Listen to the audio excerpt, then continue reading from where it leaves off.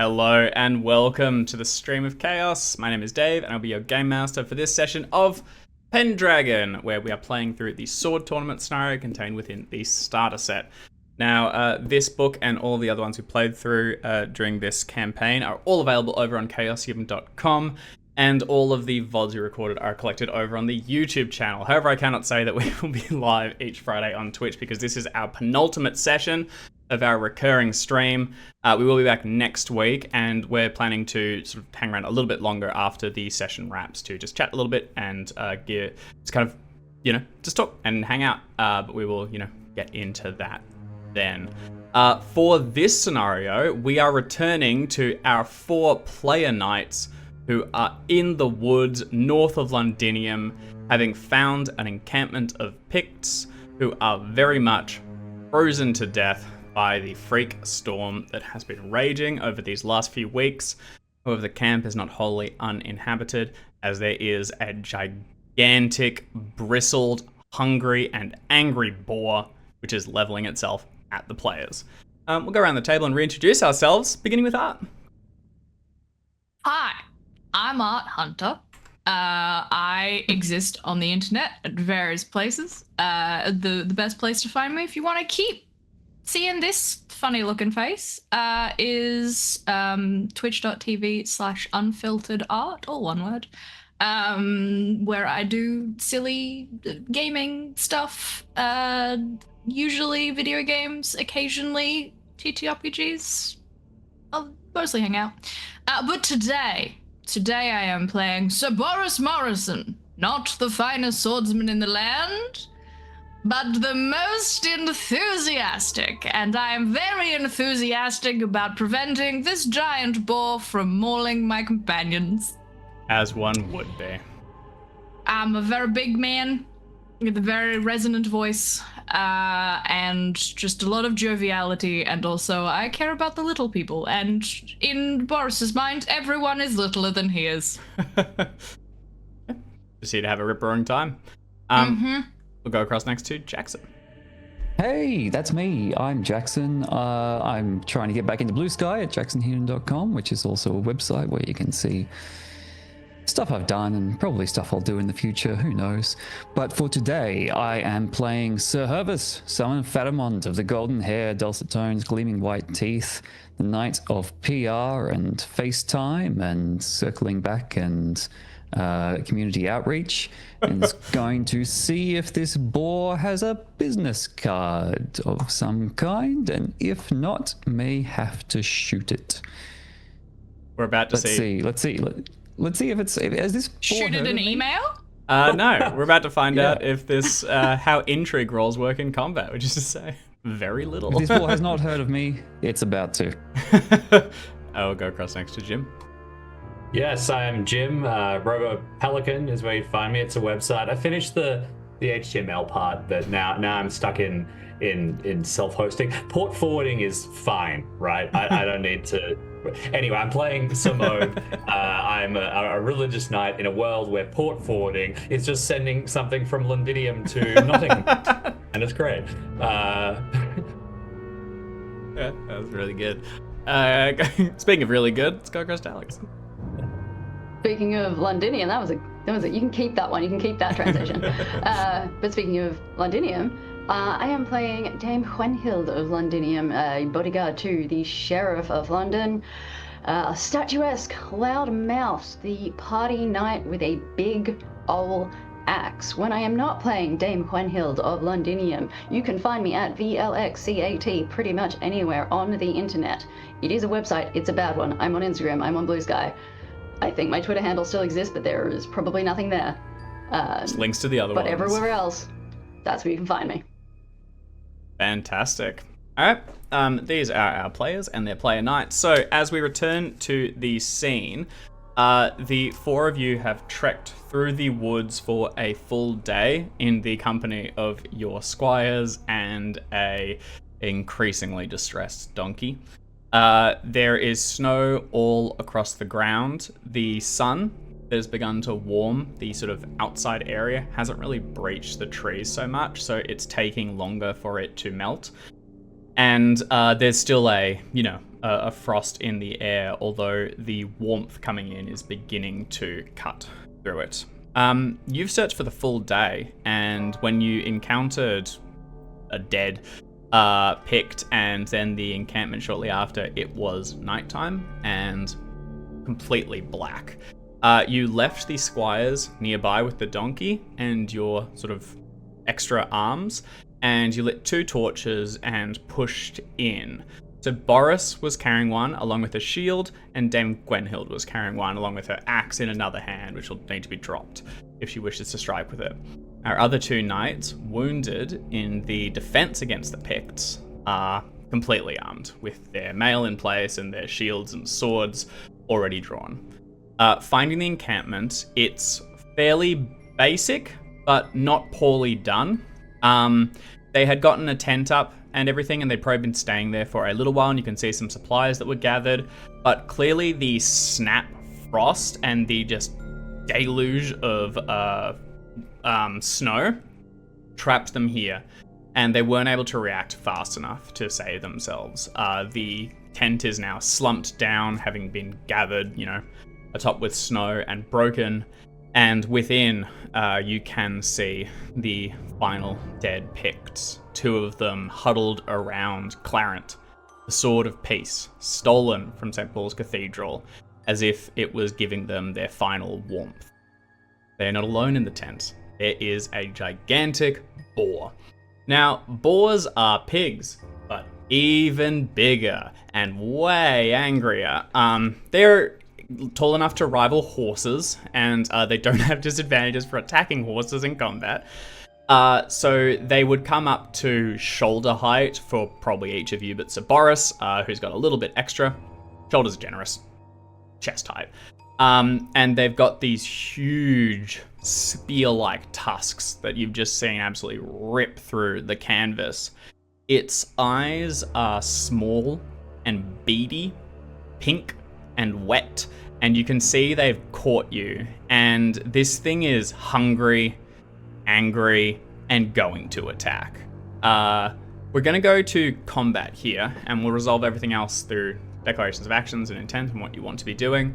I'll get everyone to kind of state your plan, and then we'll go around the table and resolve them in order. The boar is intending to attack someone. Who it does will possibly depend on who steps forward, otherwise I'll just determine randomly. So if anyone doesn't step into the fray, anyone who steps forward makes themselves a target, anyone that steps back invalidates themselves unless everyone steps back, in which case we'll go back to random. Does anyone have a plan? Yeah, I mean, I gotta drop the torch and heft the axe. Okay, alright. I don't know whether that impacts timing, but torch has to be dropped and axe has to be hefted. No, we'll do that for free. You'll be able to just drop the torch and get your axe. You could go in for a strike as well if you want. None of that's going to stop it. What we will do is randomly determine if the torch stays lit once it's dropped, given you're not sort of taking the time to carefully jab it into the snow. It's just dropped and swung. Are you stepping forward to attack Dame Gwenhild? Is it already running, or is it just kind of? It is. looking Yeah, at it us? is. No, it is charging towards you. It spotted you and it goes straight forward. Yeah, it loves killing. Well, then I'm definitely not carefully putting it down. I think I'd probably be bracing instead of running forward, because in the snow I don't want to. Yeah. Do you want to go for? There was the I don't want to defend. be unstable. I will probably brace with So the axe. There was the Which I assume defend is what other action, people are doing. which we used in our picked fight. So that will be you can roll with your weapon skill plus 10 against their action. And on a win or a tie, you take no damage, but you also deal no damage. So you get a plus 10 to that thing. So more likely that you Oh will no, get the victory. I'm bracing with the axe, but if it's like I'm not stepping into combat, like I'm not running towards it. If it's I am gonna ready It make is to coming attack as towards it you. gets to me. It is. Yeah. If it's gonna make it easier, Boris is going to step forward with the torch, wave it in this thing's face, and yell at it to try and get its attention. It's intentionally to use the defend action. Like, Boris Yeah. is just going to defend with his shield and give all of his companions the ability to hit this thing while it is distracted by Yeah. him. So everyone's So, stepping. like, just in case that helps to... Boris is going to make himself a big-ass target and is going to step forward.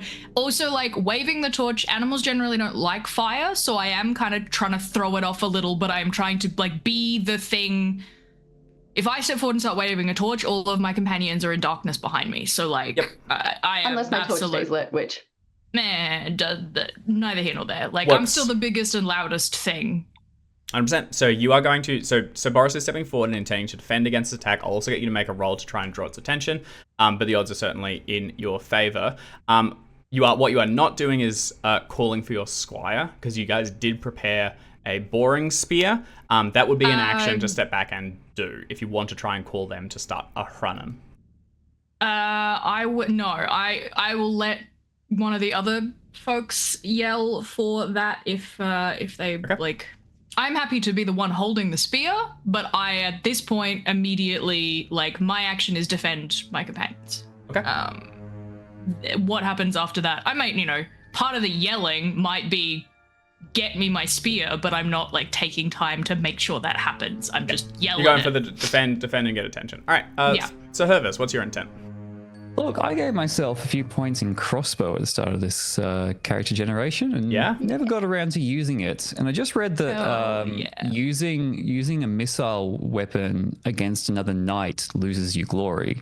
This is not a knight. Nope. This is probably the only chance I'll have to have a go at my crossbow. So I would like to have a go at my crossbow. I am going to... That rules. I'm going to have you make a crossbow roll before you attack. It's a skill, right? You've got crossbow as a... I sure do, at a total of 9. So I'm going to have you roll it first of all to load it quickly and get a shot off before this thing closes distance so that you can actually fire, because you were sword and board, ready to go. This is going to be pivoting, but that will, in theory, go first. So Mo, what would you like to do? I think that I will... I'm carrying a shield and a sword. Are our shields like strapped to our arms kind of deal? Is it that full thing, or do we have the capacity to toggle a little bit? Dealer's choice, I think. However you'd like to present it. Press your left stick to toggle whether or not you have a shield. You just roll over the ground. In which case, I think that Mobe's a bit dexterous, and since it sounds like Sir Boris is going to be taking up the charge of defending against this thing, I might shrug off my shield and go to grab that downed torch so that it doesn't go out, and that way if Sir Boris falls, we're not plunged into darkness. Okay. And then I'll aim to just scoop that up in my offhand and return to try and plunge a sword into the thing if I get time. So you're going for grab. So you're going to drop shield, take torch, and take Dame Gwenhild's torch, and then I'll be torch and sword, and then wheel back, and if I'm quick enough on my little feedsies, try and stick it. Okay, yep, that sounds awesome. I like it. Dame Gwenhild, still the original plan? Drop torch, and are you going for a swing? If I'm seeing Mo lean to drop his shield and lean towards me, I will pass it over instead of dropping it, and then it's heft axe and attack. Okay, all right. So, the boar carves its way out of the tent, and snow falls down around it. There's this moment of sort of like confusion, or just that beat of like fully comprehending what's taking place. There's so much to take in, and then there's these gouts, these plumes of steam that come forth from the beast's mouth as it exhales and sets itself, and Dame Gwenhild, who has some experience in this area, lets out like a charge, it's gonna charge, and then suddenly everyone acts. So Boris steps forward, hoisting the shield and raising the torch to draw its attention, as Sir Hervis just drops his sword and shield, wrenches around this crossbow, plants one foot in the bow, and hauls back to load it into place. Sir Merb and Dame Gwenhild swap the torch across for Sir Merb's shield, and Dame Gwenhild steps forward to strike. So I'm actually going to swap from a crossbow roll for you, Sir Hervis. I'm going to do a dexterity roll for yourself and another one for Sir Merb. This is going to be your can you get these actions off while then continuing without reducing like the attack. So Sir Hervis, this is you loading the crossbow quickly, and for Sir Merb, this is you grabbing the torch, and if you succeed this, you'll be able to continue into an attack. I shall. Okay, so Mo, that's a success. So shall I. And so Hervis, that is also a success. All right, you guys move quickly, train knights, and the two of you certainly looking to redeem yourselves. As the torch is handed across to Hervis, you haul the crossbow into place. We've never seen your bow at work. When did you train this, and why? As you said, not a knightly weapon. No, I think it was just like, it was the hot new thing. So Hervis rolled incredibly well on his wealth and wealth roll, so I think I just thought it would make sense that it's like a sports car. It's like it's like the hot new thing that everyone's got to have. Yeah. He's the tech bro. Tech bro. Yes. Yeah. That makes yeah. so much sense. That's for like, really funny. yeah, I'm the face of all of the. I am an influencer with all of my tech. That's exactly it. So yeah, I mean, it's just cool to have the Influencer latest technology in boar killing. I also like you got it when you thought that everyone might just think these are cool and like, yeah, this is how we're going to do nightly combat now. It's duels. We'll shoot from really far. And everyone's like, no, we're doing swords. And that's dishonorable. And you're like, fine. Still got it, That's though. exactly it. I mean, Alright, it is kind of delightful that like this is not a boring. Like crossbows will put a bolt in it. That's not gonna stop a boar. Well, we'll see. It's not gonna stop it charging. Watch us That's what just the boring watch it theory is just for. die in one turn. So Hervis, can you go ahead? Hey, we've had players die quickly. The big True, pig can die like, quickly. You get a crossbow bolt in between its eyes, it's probably dead. the But beauty of keep... lethal combat games. It goes both ways. There's a book series I read at a formative age, The Ranger's Apprentice. Maybe some people share this touchstone, where they go on a boar hunt and one of the characters ends up getting charged and only has a knife and tries to like boar spear something. Luckily they get saved, but it's just, I'm getting big vibes of that. Oh yeah. So Hervis, go ahead and make a crossbow roll. If you want to, you could apply a passion here. I don't believe there's. I was just looking at my passions, but there's nothing knightly about a crossbow, so how can you be passionate about it? And you've used your Homage Lord already this day. I see it above in our hunting right. rolls. All right, Just a straight up roll. It's a 9, but 5% chance of a crit, so that's what I'll do. I'll just crit this one. That's fine. I feel like we're owed a couple for the players. Oh, On a crit, but that is a nice. success. All right. One off a crit. Heartbreaking. Do you have right. your damage listed there for I it? do. It's not small. 1d6 plus 10. What? Yeah. Sorry, Yeah. did I just Crossbows are- Why aren't Crossbows are all hefty people weapons. using crossbows? Kicks ass. Because it's Yeah, not go for nice. it. You lose glory. Yeah, cause like I mean, Who crossbows were the cares? stuff that like punched through plate Yeah. mail. They were Yeah. night killers. That's why they're dishonorable. Save it punches through a pig. All right, so Hervis, it's bacon time. Sorry, Oh, I just remembered. So were we on horseback or were we on foot? No, No, you're on foot. foot. You're on foot. The horses Okay, were great. all left back at the farmstead. Excellent. All right, here we go. And a hup. 14. Not insignificant. What does Okay. threshold mean? I wonder aloud. No, that's just what you're rolling under. Because you rolled you can just click that to roll your crossbow attack. So Oh, that's rolled a okay, success gotcha. Yeah, and yeah, the yeah. damage. see. Okay. Not insignificant. Yeah, that's a heavy hit. 14. Back before I took that injury, I could have shouldered a blow like that, but now, ever since being stabbed in the side with a spear, You fire it. There's this boom, and instantly, the bolt's never even seen in flight. It flashes through the space, and you don't even realize if it's hit, because the pig does not stop. It continues barreling forward, and it's only as it arrives at Cerberus that you can see it struck too. It's in the shoulder. This thing wholly undeterred as it levels and gores towards Cerberus. So all three of you can be in the mix. You've all succeeded dexterity and juggling and everything. So maybe you have the torch held. Cerberus, you are intending to take the pig's attention. I am gonna roll. I'd love like a hunting roll, honestly, to try and fully draw it. Cerberus, can you give me a hunting roll with +5, please? A hunting roll? Yeah, it's a big boar that's being hunted. Okay. Yeah, Sure. this We don't know how to draw these is things' drawing attention. things attentions and the strategies we for insult it. its mother and its honor, and it just doesn't seem to Yeah. relate. That's Fight fair, me, that's fair. coward. Okay. A noble jewel. Wait. Well, as 3 of you gang up on it, 4 of you, sorry. Okay. Ooh, wrong name. So I am going to randomly determine who it goes for. It is going to focus its efforts on a single person, rather than trying to divide them. I'm just going to do a D3. Oh dear. Actually, I'll keep some weighting for art's actions. So I'm going to do a D6. I'll do a 1 to 3 for Cerberus, 4 for Samob, Wait, that doesn't make sense. I'll do a d4. There we go. 1 to 2 for Saboris, 3 for Samob, 4 for Dame Gwenhild. And let's see if the... Yeah.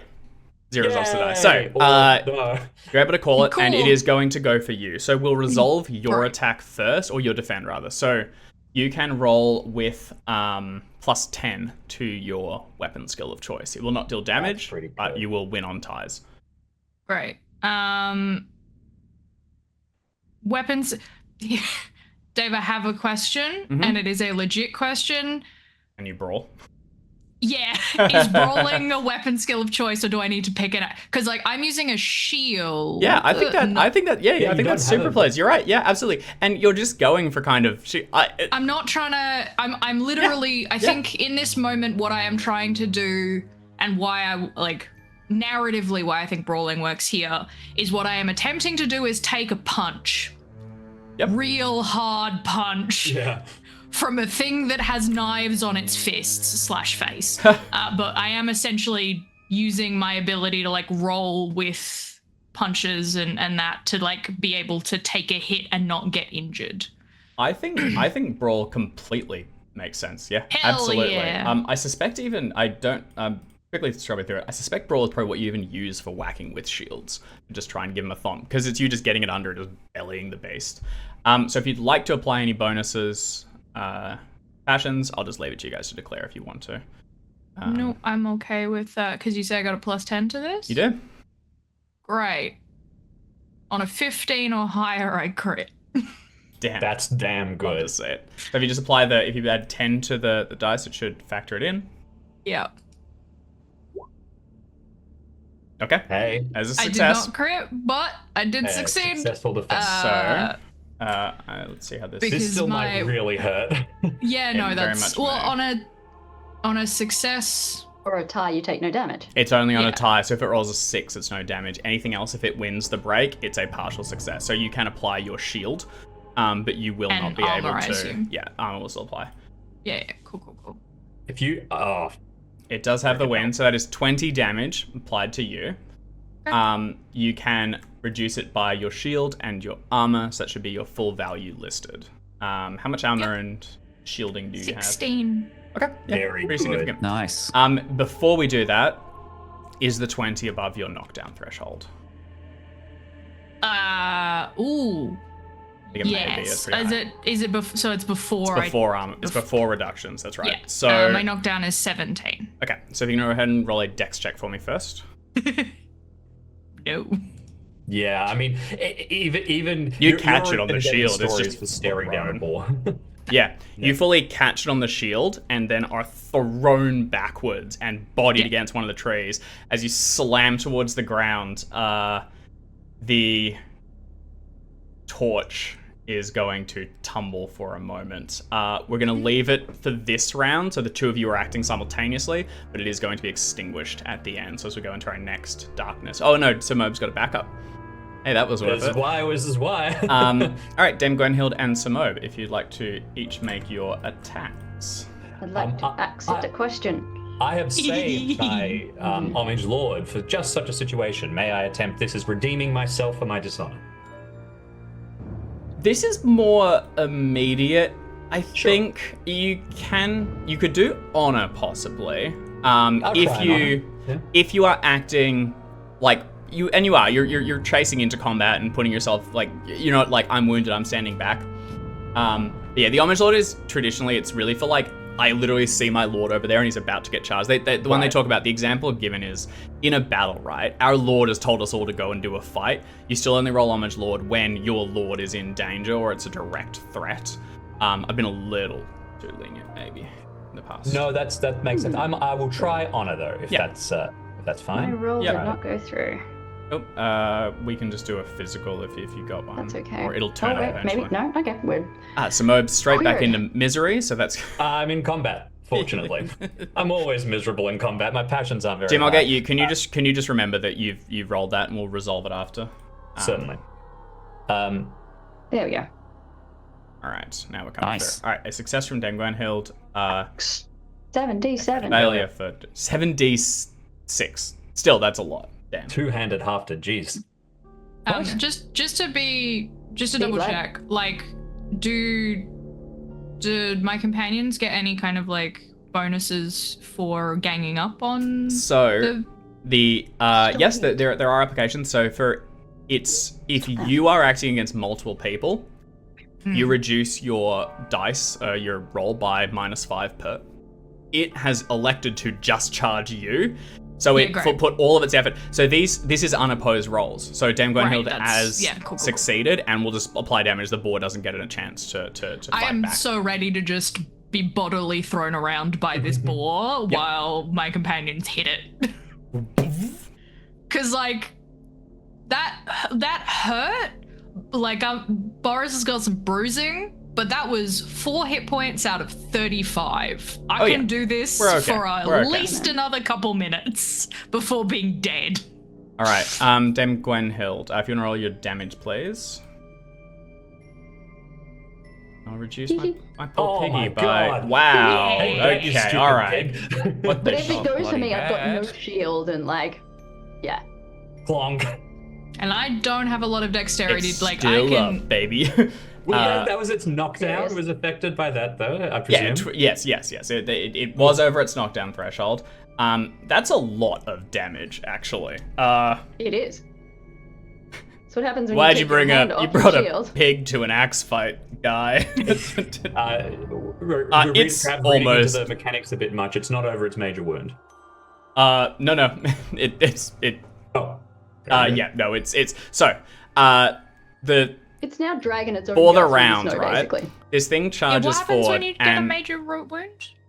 Sorry. Yeah, Hervis gets no, a we're shot good. off, and this thing charges forward. So Moab swings through, but just catches the edge of its hide as it bodies into Sir Boris, who just at the last instant is able to intercede his shield with the thing's huge tusk. So it's just brunt force. It throws him backwards against a tree and crashing to the ground as it's dropped, and the torch sputters out. Dame Gwenhild takes the opportunity and acts. Haha, pun. The huge axe comes down and catches into its back, slices through a portion of the spine and hindquarters and is drawn out, and there's this deluge of hot, wet blood that splatters across the ground, steaming amongst the snow, and the thing falters and does not yet realize it is dead and charges again. Boar spears prevent this. Otherwise, even though it should die, it continues to fight for one Yeah. full round, which is just cool as hell. So the boar does not so realize good. it should be Great. dead and charges That again. is exactly that's the point of boring. Like why Yeah. they're so dangerous is you can kill it and it hasn't realized yet. Oh yeah. I love that. Because it is so bulky and running on so much like just pure like the brain doesn't yeah. really need to be involved. It's tiny brain and just Yeah. like this thing. So It is going to attack again. I'm going to randomly determine if it goes for Sir Boris because you are knocked down and prone and will have an advantage, or Dame Gwenhild, who just hit it really, really hard. So Moab and Sir Hervis, you are not going to be attacked in this round, but you can try and get a shot off yourselves. So Hervis, you need to reload your weapon. I suspect, honestly, I think the downside of crossbows is, I think even swapping to your sword is probably a turn. Oh, you found the rules? Actually, Yep. it says a light crossbow you can shoot once per round, a medium and a heavy crossbow take an extra round to Okay, reload. so It's the back- technology never of the mind. future, Dave. It's gonna, your bows are going the way of the dinosaur. Or this boar. It is in a group of your allies. Rapid shooting I'd pay allows that. to loose two actions. No. Cover. I would Cover. definitely say it has some cover. I'm just seeing if there's an immediate ruling for it.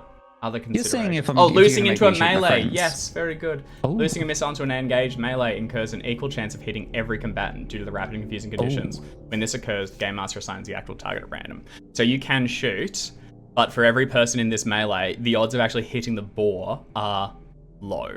Yeah, but not a. So In that case, if no one else has called for the squires yet, I think I better make that happen. yep, get a little Yeah. refreshment. So we'll do a squire roll for you. So Boris, Dame Gwenhild, and Sir Moab, what are the actions? at least get up on one knee and get my shield ready.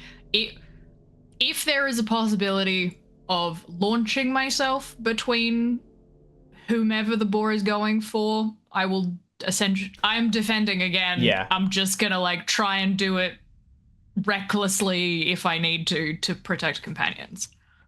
Yeah, I think with, especially because you were knocked prone, you are not going to be able to get in the way of anyone else. I'd even say that you're probably down, even getting the shield up and like taking another action other than just getting up is going to mean the boar gets a bonus on attacking you. So you can get up and not defend, or you can defend on the ground, just get your shield up and over you so that you'll be able to get the +10. Yeah, I will focus on. I'm not. Yeah, like if I can get up like on a knee to like take a hit, you know, get half up. Yep. But no, works. I'm not getting stood. Yep. All right. So you'll be able to. And again, I will yell. I want it to attack me. I don't want it to attack my companion. So I'm gonna just kind of make a lot of noise. Whether that changes anything. Here, piggy. We'll have you roll another hunting roll. We won't get the bonus this time because the torch has been put out. We'll do that. I'll just get everyone's declarations first. So Mo and Dame Gwenhild. I'm gonna defend with the axe. Okay. I know, like, I can see the wound I've dealt it. I know I've killed it. I know it just has to catch up to that. It just has to realize it. You just got to walk it in circles for a So while. I just need to, I'm not going to try and swing at it again. So Mo, you want to go for the kill steal here? Really get that glory for yourself. What I was got thinking 2 health is, left. my primary function is being a light stand at this point. But would I be able to make a sword roll to go for, like, I try and whack it in the leg or something? What I'm trying to do is just functionally assist my allies a little bit to try and maybe give them a little bit of a bonus into any defense rolls that they might make. I like that. Who would you like to give the bonus to? You are near both Cerberus and Dame Gwenhild. You'll have to declare it now and maybe before it decides which one it's going for. Gwenhild. Cerberus is on the ground, which is prime trampling territory. And Dame Gwenhild just monstered this thing and is looking pretty self-assured. So I'll give it I look pretty ready. Okay. All right. So you're going to intercede. So everyone moves to act. We'll roll Sir Hervis first because you are not engaged. So if you want to give us a squire roll, please. I shall. Squire. Squirely roll. Oh, heck. Now, where does that live? Bottom Underneath left. your squire heading, there's like there where it it is. says age and then the skill. actual skill. I remember. Skill 17, does that sound right? I guess so. Yeah. So it'd be an older one at this point. Good. Squire! Filbert! You call out, bellowing into the darkness, and distantly there is the sound of activity. The spears! The boar spears! Fetch the spears. The boar! Okay, so Boris, can you give me another hunting roll? This is going to be a straight roll this time. Sure. You go. Is that all you've got? No. Keep your tusks off me, you damn dirty pig. I do want to remind, not that it matters mechanically, but one of my distinguished features is that I have resonant speech. So when I yell, it's from the diaphragm. A bellow. It takes it as a challenge. Okay, so I'm just gonna do a 1d2 this time. 1 for Cerberus, 2 for Dame Gwenhild. Reader, they're going for Cerberus.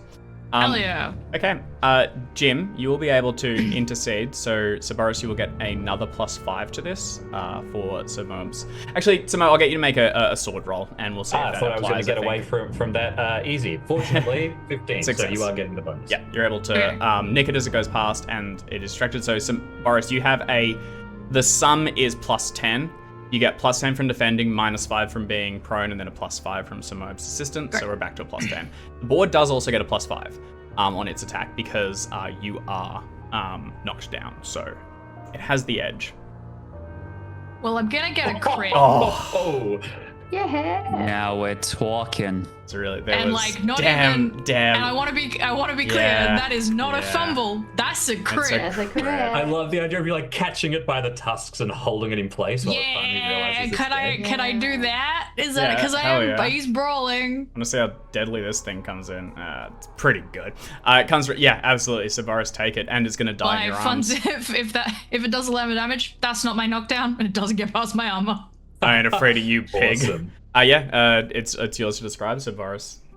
I think, like,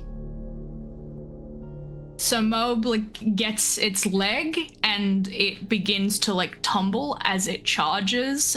So where I have the shield, I was expecting it to come at chest or head height, but it's twisting and coming under the shield.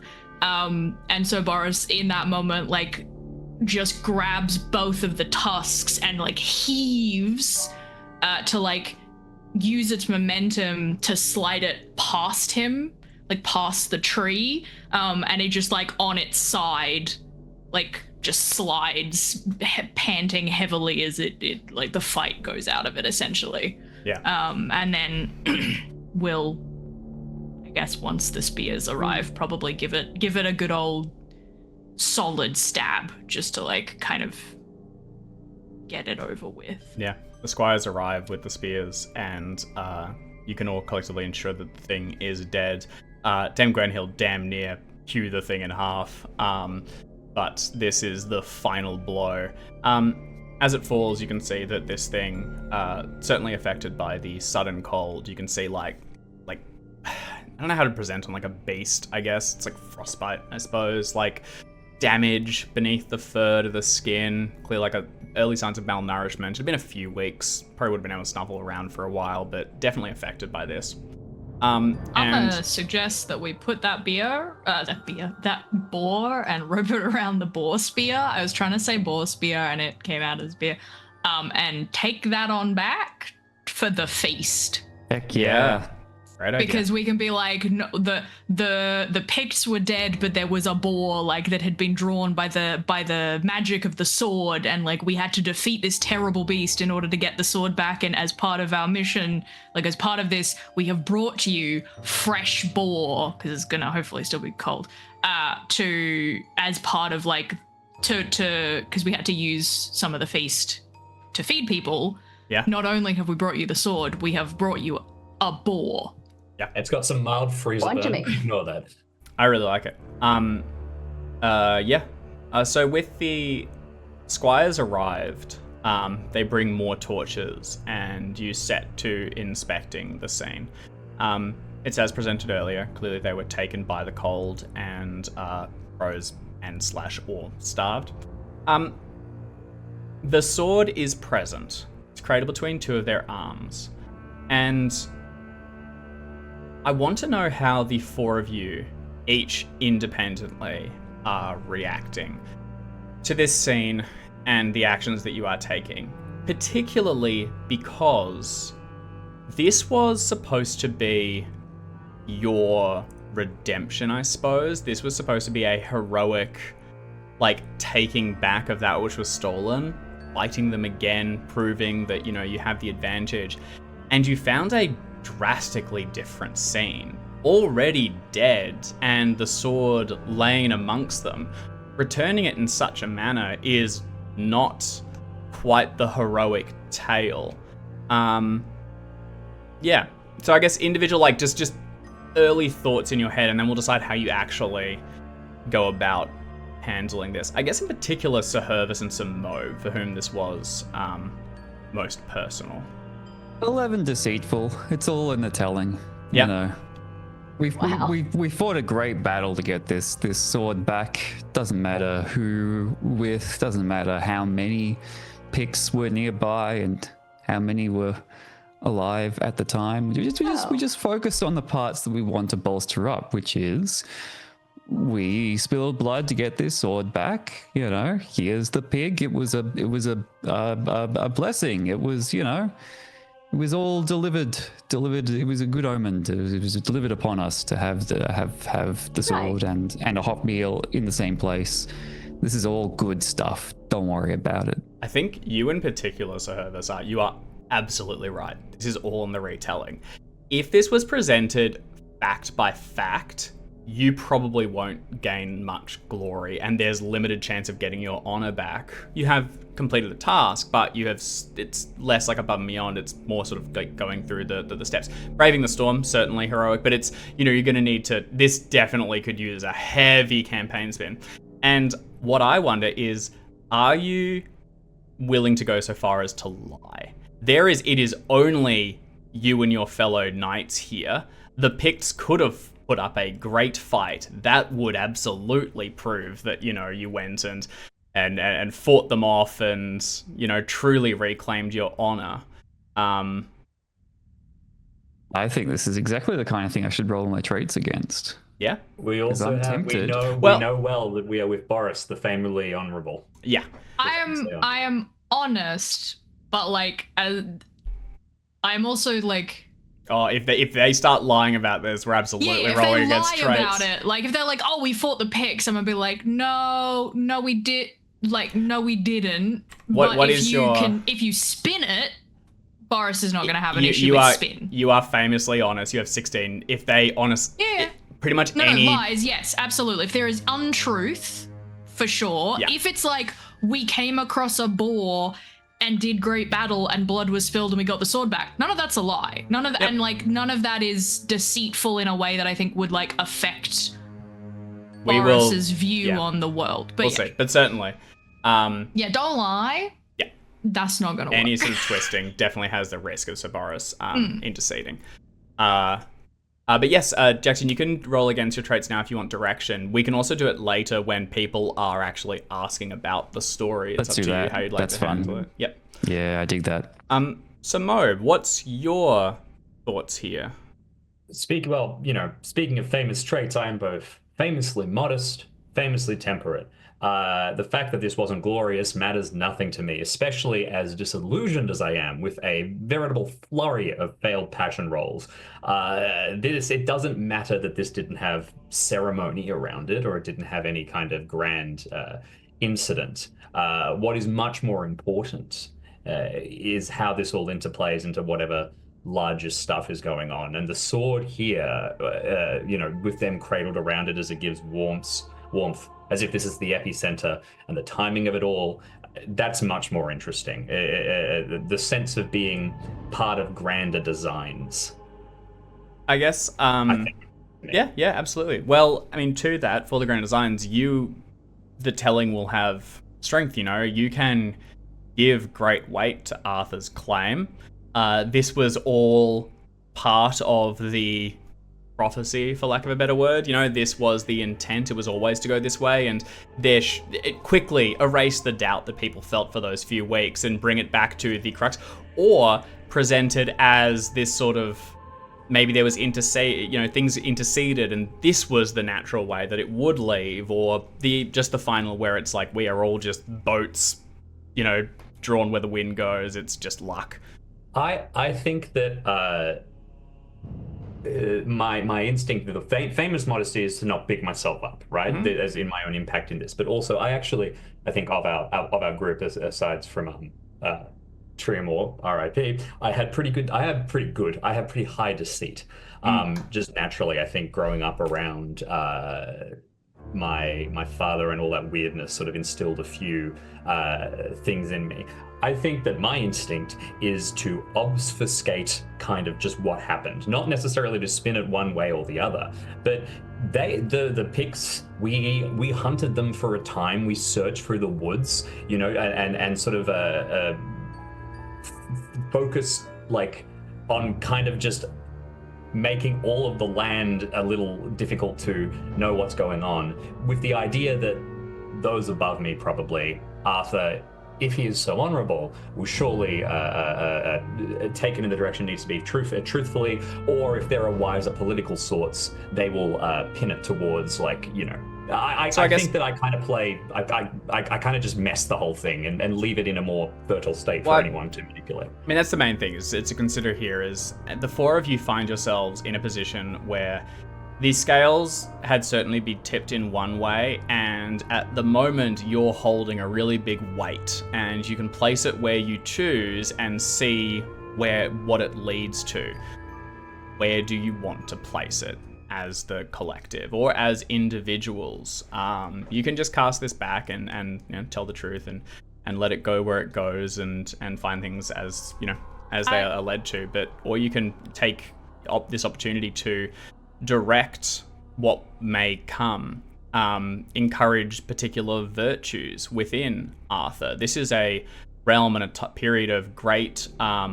There's a lot of people like draw insight. They're like, oh, I saw a sparrow on the first day of morning. That surely means X, Y, and Z. The circumstances under which Clarence is recovered could mean anything, and you get first shot at interpreting that. You could also do it like the people need to be fed, and you kind of lean into that, right? And you go like, Clarence was found in the cold, as were so many others. It was the warmth that these were taking, and surely this means that as Arthur takes it up again, it should be for the people that he draws the sword, yada, yada, yada. And I feel like, it's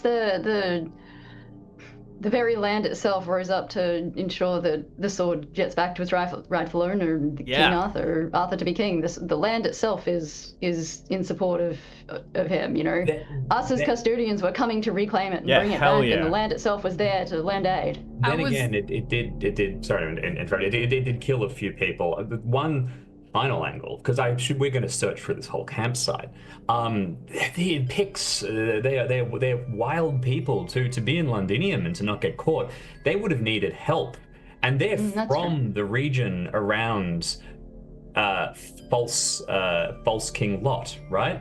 And if we could just find some evidence that links these Picts to Lot, I'm going to suggest you do that kind of separate to Boris, because Boris is probably not about the machinations.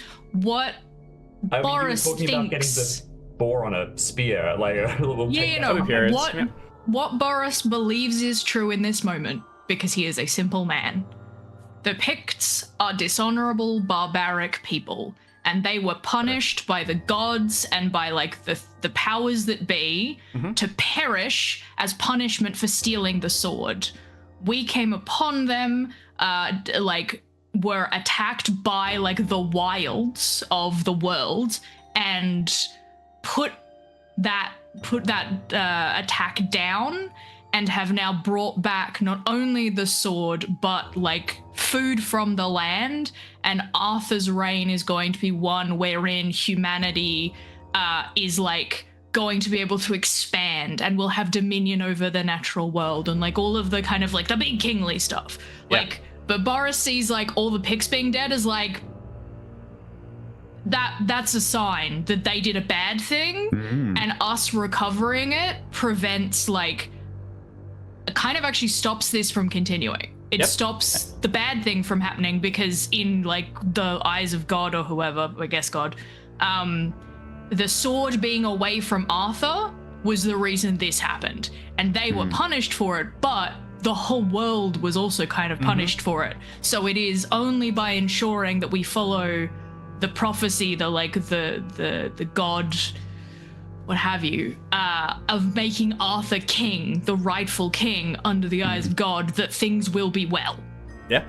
So that's Boris, and that all of that is what people true do reasonably in the sense of a worldview that is that's believes totally that reasonable. Arthur is the rightful king. So, but also Arthur's meant to be king, and that's why God brought the storm and that they froze to death. But hey, that wouldn't have brought the sword back. It also needed some badass knights to be famously valorous enough to charge out of the city and as soon as possible and actually go get it.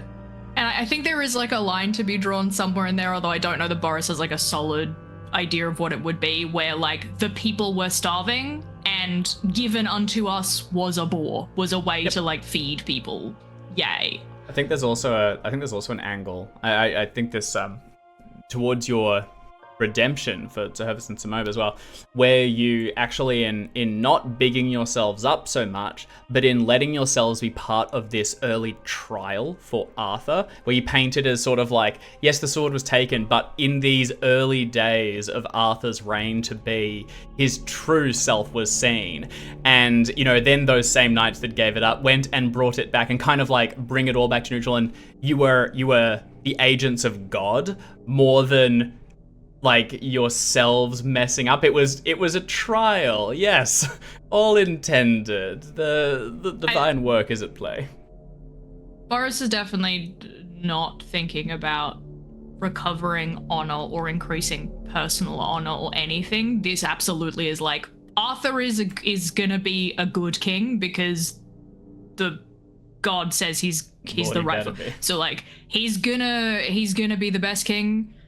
I believe in him as a king. Mm-hmm. So anything that we do is kind of in service of the king. And whether like other folks have a spin on it that they want to take, but Boris is not necessarily interested in gaining like personal honor. Is far more interested. Actually, Genuine is probably more interested in like if Arthur becomes king and Lord Robert is tied to him, then that increases Lord Robert's station. And by extension, that increases ours. Definitely. But like the purpose is more like make Arthur bigly, because then Robert gets bigly. And then I guess we also do, but the key is Arthur. Yep. Sounds The glory just perfect. trickles down eventually. It's just the Yeah, way the and, world like, works. You're funny. Very, very much like, am I? Oh yeah, Boris is like relatively modest.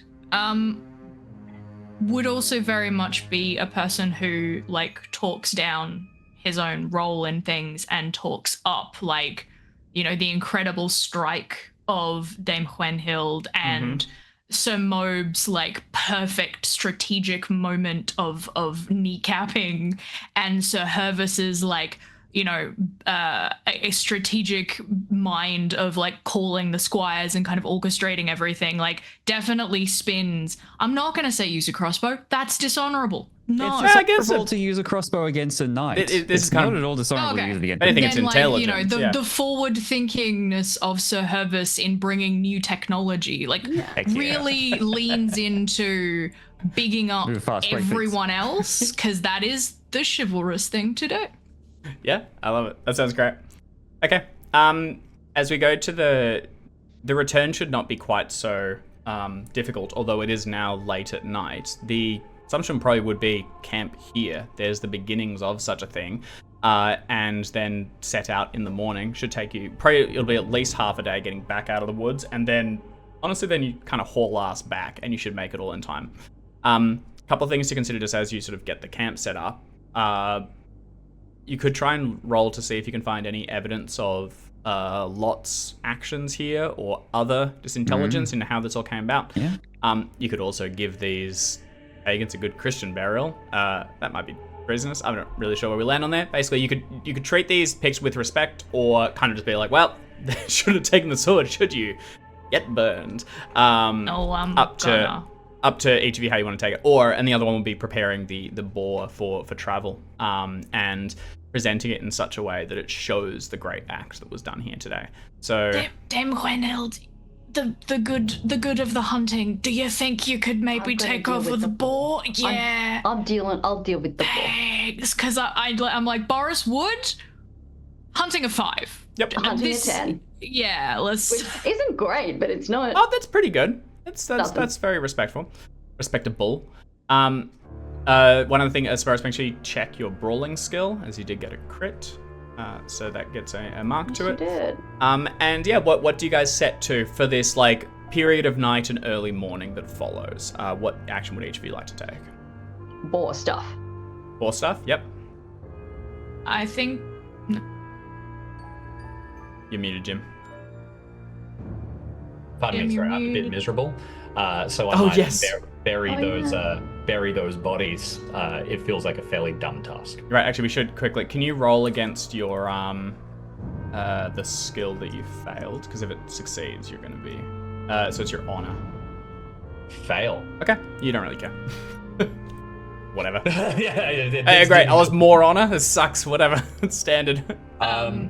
So I was yeah, actually I gonna think say, I would like to do the same thing. So perhaps, Jim, like if you're a little low on energy, maybe Boris comes over to Sir Mobe and is like, "Hey, you're the religious one of us, at least like still publicly facing, and these people, these pigs are still warriors. They're still people. They may be barbaric, but they deserve to be buried well."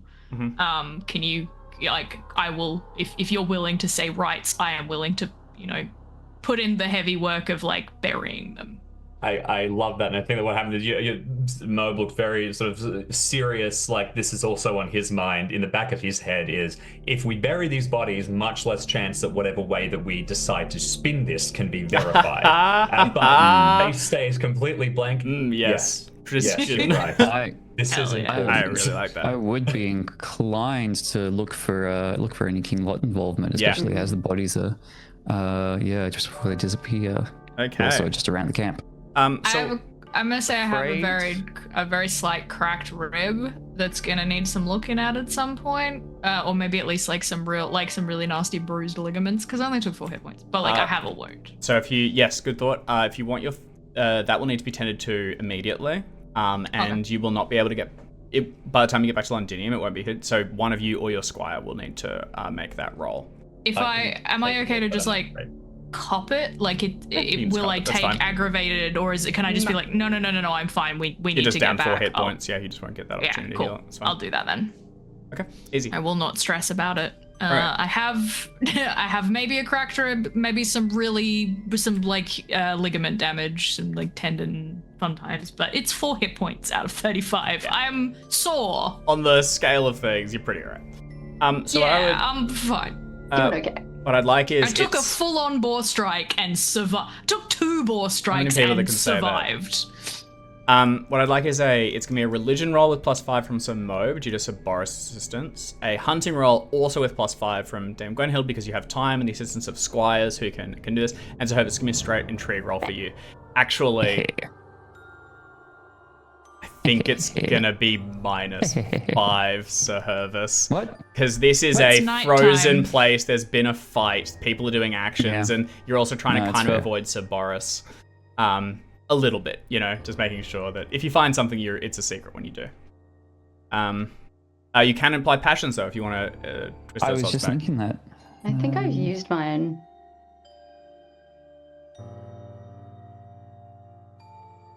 We good? We got a ball. Nice.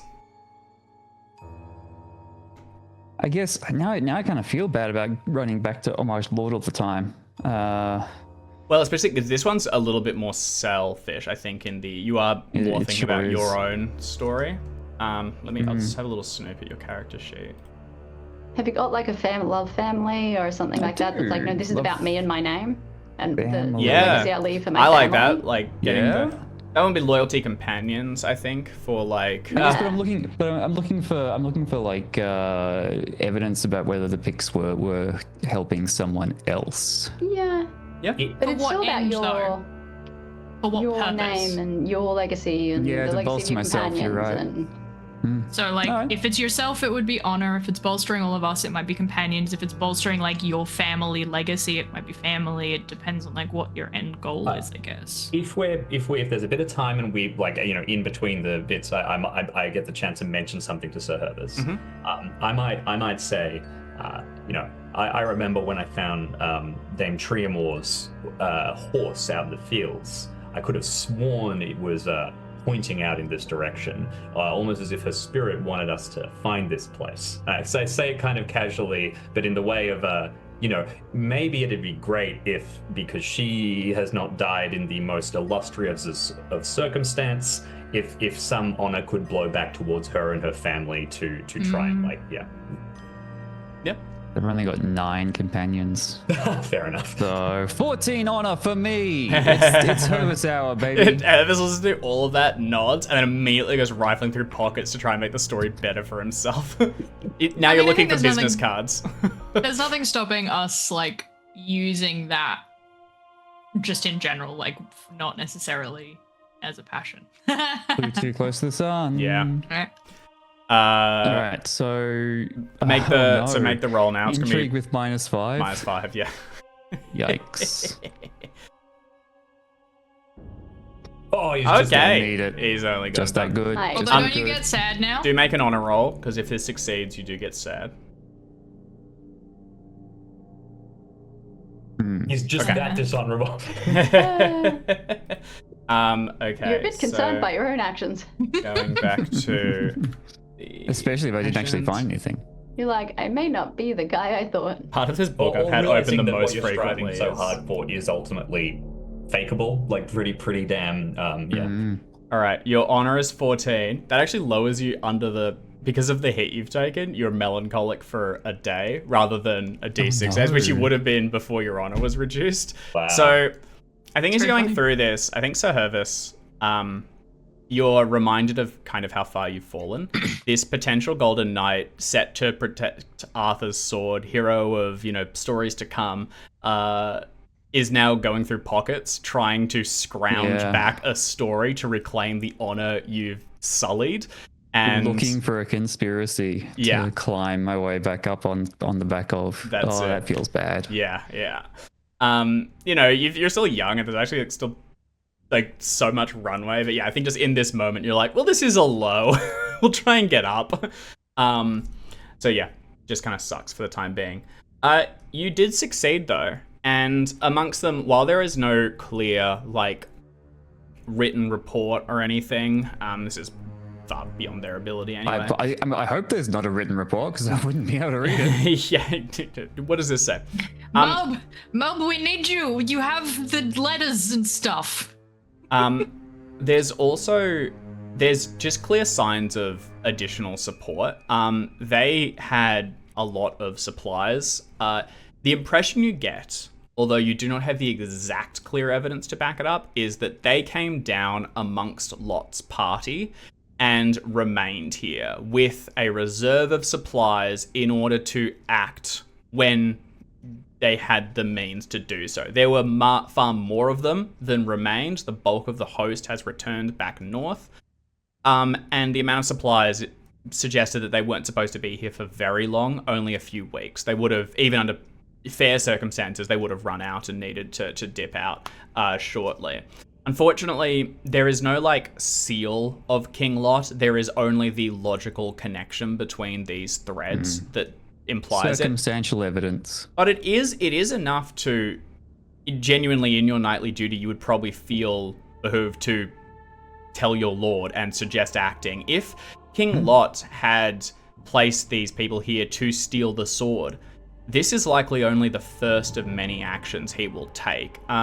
The pics are part of his domain. It would have gotten back to him, or, the word would have spread. Preparations should be made. It is, in your mind, very likely that King Lot will return. For our success from Dame Gwenhild, working with the other squires, and in particular with the late Triamor's squire, you are able to prepare this boar for travel, preserving as much as possible of the meat, which, even though this creature was, hungry, there is still plenty there. And you also work in such a way that the head is perfectly preserved. The crossbow bolt caught it in the shoulder and your axe blow went in the back. The head itself is this picture of ferocity with huge, immense tusks.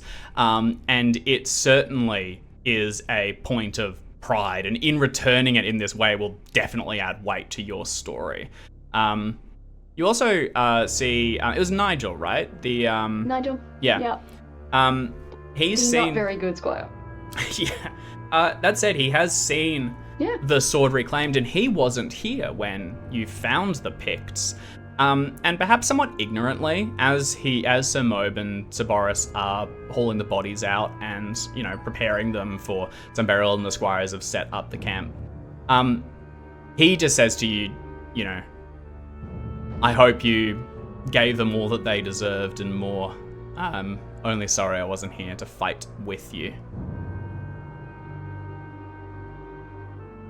I'm sure you would have fought bravely. Oh, sorry. He says to Dame Gwenhild. I'm just gonna sorry, look and just I'm gonna look down at the obviously frozen bodies that are not fresh, with no wounds on them, and then look back at Nigel. In my head, I'm like, this kid is a bit thick, isn't he? Yeah. Part of it's, I know that he's probably grieving, and I'm just gonna let him. I'm not gonna say anything about it. I'm just gonna kind of look at him, because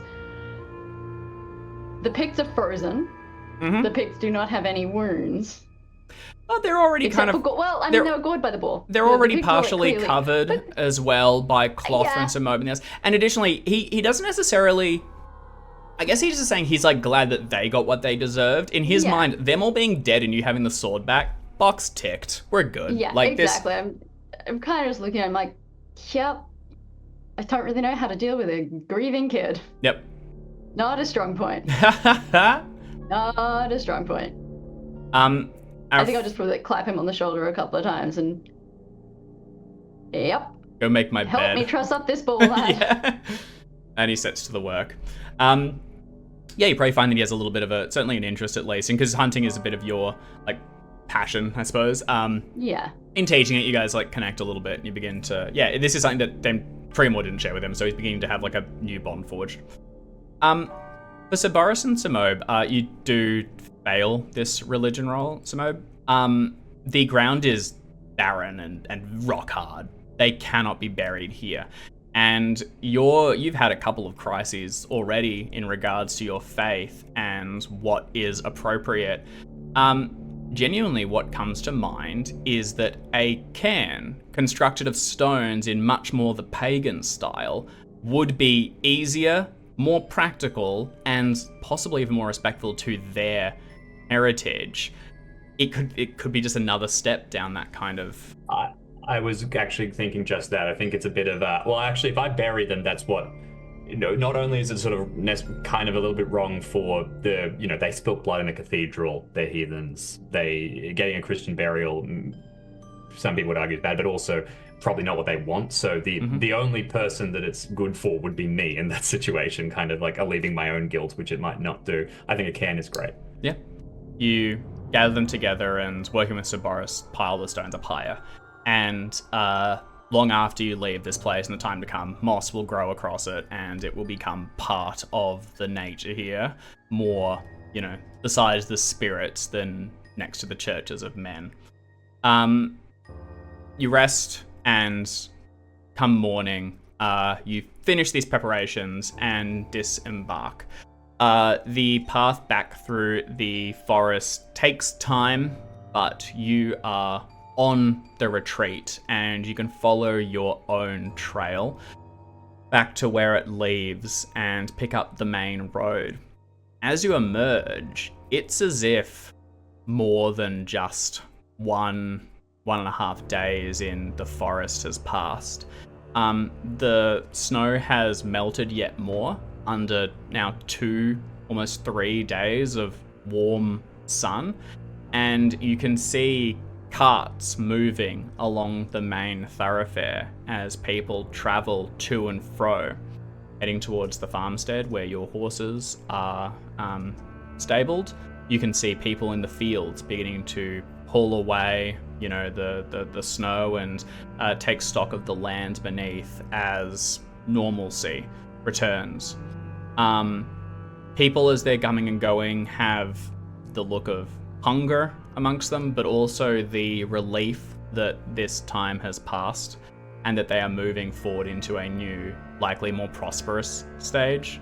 Winter, it seems, has finally ended.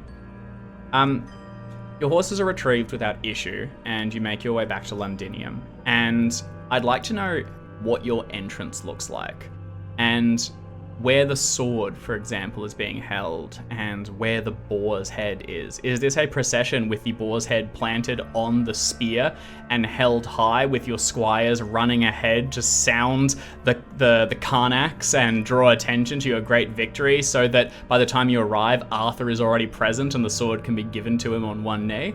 I'm seeing 2 very enthusiastic nods. That is exactly what we want to happen. I mean, Look, guys, circle up, guys, circle up. Crowd. I don't know if we're gonna put like the boar head. The boar head on the spear feels a little excessive, but the Carnex and the It's hey, all we're part of the story. We probably It's won't do the the boar head on the bells. spear just because that's going to stuff up the butchering the preparation of the actual boar for food. I think Yeah. you have all the meat packaged. Right, you succeeded. You have all the meat packaged and ready for food, and then you have Then the the head boar's would head also be as packaged. but no, it is like however you want it. The boar's head is done so that it can be used as a trophy. You've got it perfect just for this purpose if you want to use it as such. You could tell us that we can't, but yeah. Yeah, all right. Heck yeah. Yeah, let's do it. Bring out the bells. Put out the banners. Blow the horns. So you can, as you get to your stables, you can send your squires ahead. You took your chargers so that they could push through the snow, but your squires are on smaller, faster riding horses. Sent ahead, who do you want them to contact? What means do you want to go direct to Arthur, direct to Merlin, To Robert. up to Lord Robert? Robert It's gotta be first. Albert, Robert, We yeah. gotta let it flow upwards. Yeah, we got to do this by the Respect correct the path. change This is of not, heart. because the important thing, in my mind, as the player, is like, in order for this to look the most like correct for like the purposes of station and things like that, we did a good thing. But we did not do a good thing for Arthur. We did a good thing for Lord Robert, who is doing a good thing for Arthur. Yeah. Like, Yep. Because also our failure reflected on Robert as well. Yeah. Our failure losing the Like our sword. success to... Put him And in like, if bad I books. didn't like Robert, maybe, but he's a nice guy. Like, a good young lad. yeah, we Again, like him. We want him to do well in the world. Good dude. For me, with famous modesty, the idea of participating in a parade probably not super. I think I might suggest that I nip off to bring the sword straight to the cathedral, just so it gets in the right place, and then we can say, like, if anyone asks about it, it's already in a. We don't have to worry about ambushed Oh on no, the we want a road. parade with the sword. Yeah, No, we want people to. to We want see the to. sword coming back. Well, We do want okay. people to see that. Yeah, Yep, fair enough. and we ideally want to present it. Like, we want to present it to Lord Robert to present to present to Arthur, Arthur. unless Lord Robert says no, you go and present. Like, Yeah. it is. We are taking it to Lord Robert. We want, you know, Ideally, people we it's take great it- for people to see us doing Yeah. it, but we're here to, like, this parade is for Lord Robert pretty much. Yeah. This Also, is like, for our Lord the to see. ideal is that we walk in maybe to the cathedral and Lord Robert is there and soon to be King Arthur is there and we give the sword to Robert and Robert gives it to Arthur and like and then Merlin's there being like, I done did the freezy thing, like, you know, whatever. He's Like, there being like, my work here is done. Yeah, Didn't but do like, anything. yeah. More The kind of- snaps. Before. essentially More what we're looking for snaps. is a Disney storybook like ending, like Freeze title. frame. Yeah. Breakfast Club. Okay. You can send the squires ahead to deliver the news to Robert and to arrange the means or the timing of your arrival. Timing wise, by the time you get out of the woods and back to the farmstead, it's like afternoon. It's a full ride back. You could probably make it like sometime that night, or you could stay at the farmstead and ride in the next morning and get there with like arrive in the afternoon comfortably, which would give your squires plenty of time to arrange things. Another idea comes to mind. It is now 2 days before Candlemas. So if you do that, you arrive the day before with time still to prepare and then have the crowning ceremony, presumably on the day after. You could arrange things very dramatically to arrive on Candlemas as things are ready, and then like when the feast is presumably already gathered and you ride in with the final, like all the lords will be gathered for it. They will have them all in there. And if Merlin's to be trusted, he seems to have thought that this is already going to be happening. You can just, the doors open and you return with Clarence and this boar's head on a pike. You could basically get your squires. With that time, they could ride out, get news to Lord Robert, and then ride back with confirmation. And if you needed to, you would head out tomorrow and arrive like in the evening. If you don't want hate to that. try something like Yeah.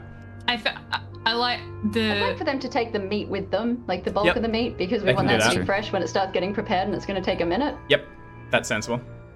We yeah, can eat no. the head. Yeah, Yep. yeah, Yep. yeah. No, I think the idea of like, again, the joy of playing this game is that while we are all like theoretically playing real people, we're not. We're playing the storybook version of the real people that we were.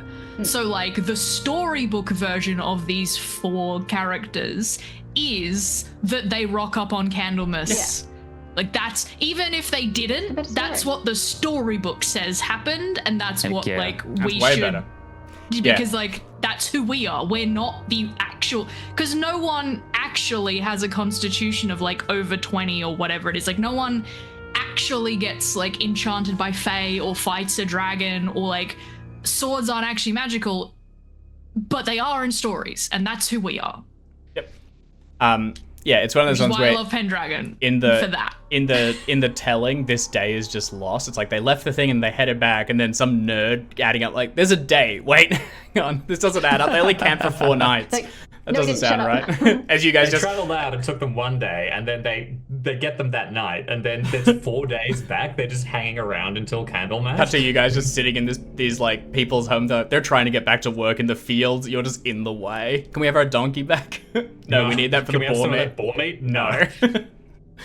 Is that the sword that isn't meant to be missing? Shut up. Shut up. Time to die. You still nothing. You still nothing. Fantastic. The squires are sent out ahead, and with a day we will completely skip, you then set out after them. You know how I said that Boris was gonna like help in the fields or whatever, Oh, yeah. like on the way there, and then we ran out. Boris will just do that. He'll be like, "Yeah, you put us up. You're like doing all of your like trying to get the fields better. You need a big person with lots of muscles. Sure, I'll like." Get out of my armor and like help the common people with something. Like, is it below my station? Yeah, but like no one's gonna see, and I consider this good and kind behavior. It's actually kind of too good of like a beat to skip. Like Sabaris like having like shed the armor, just like sleeves rolled up, strong as an ox, just hauling one of these things through the shit. I'm not a farmer, so very specifically, I'm like, please do not ask me to like.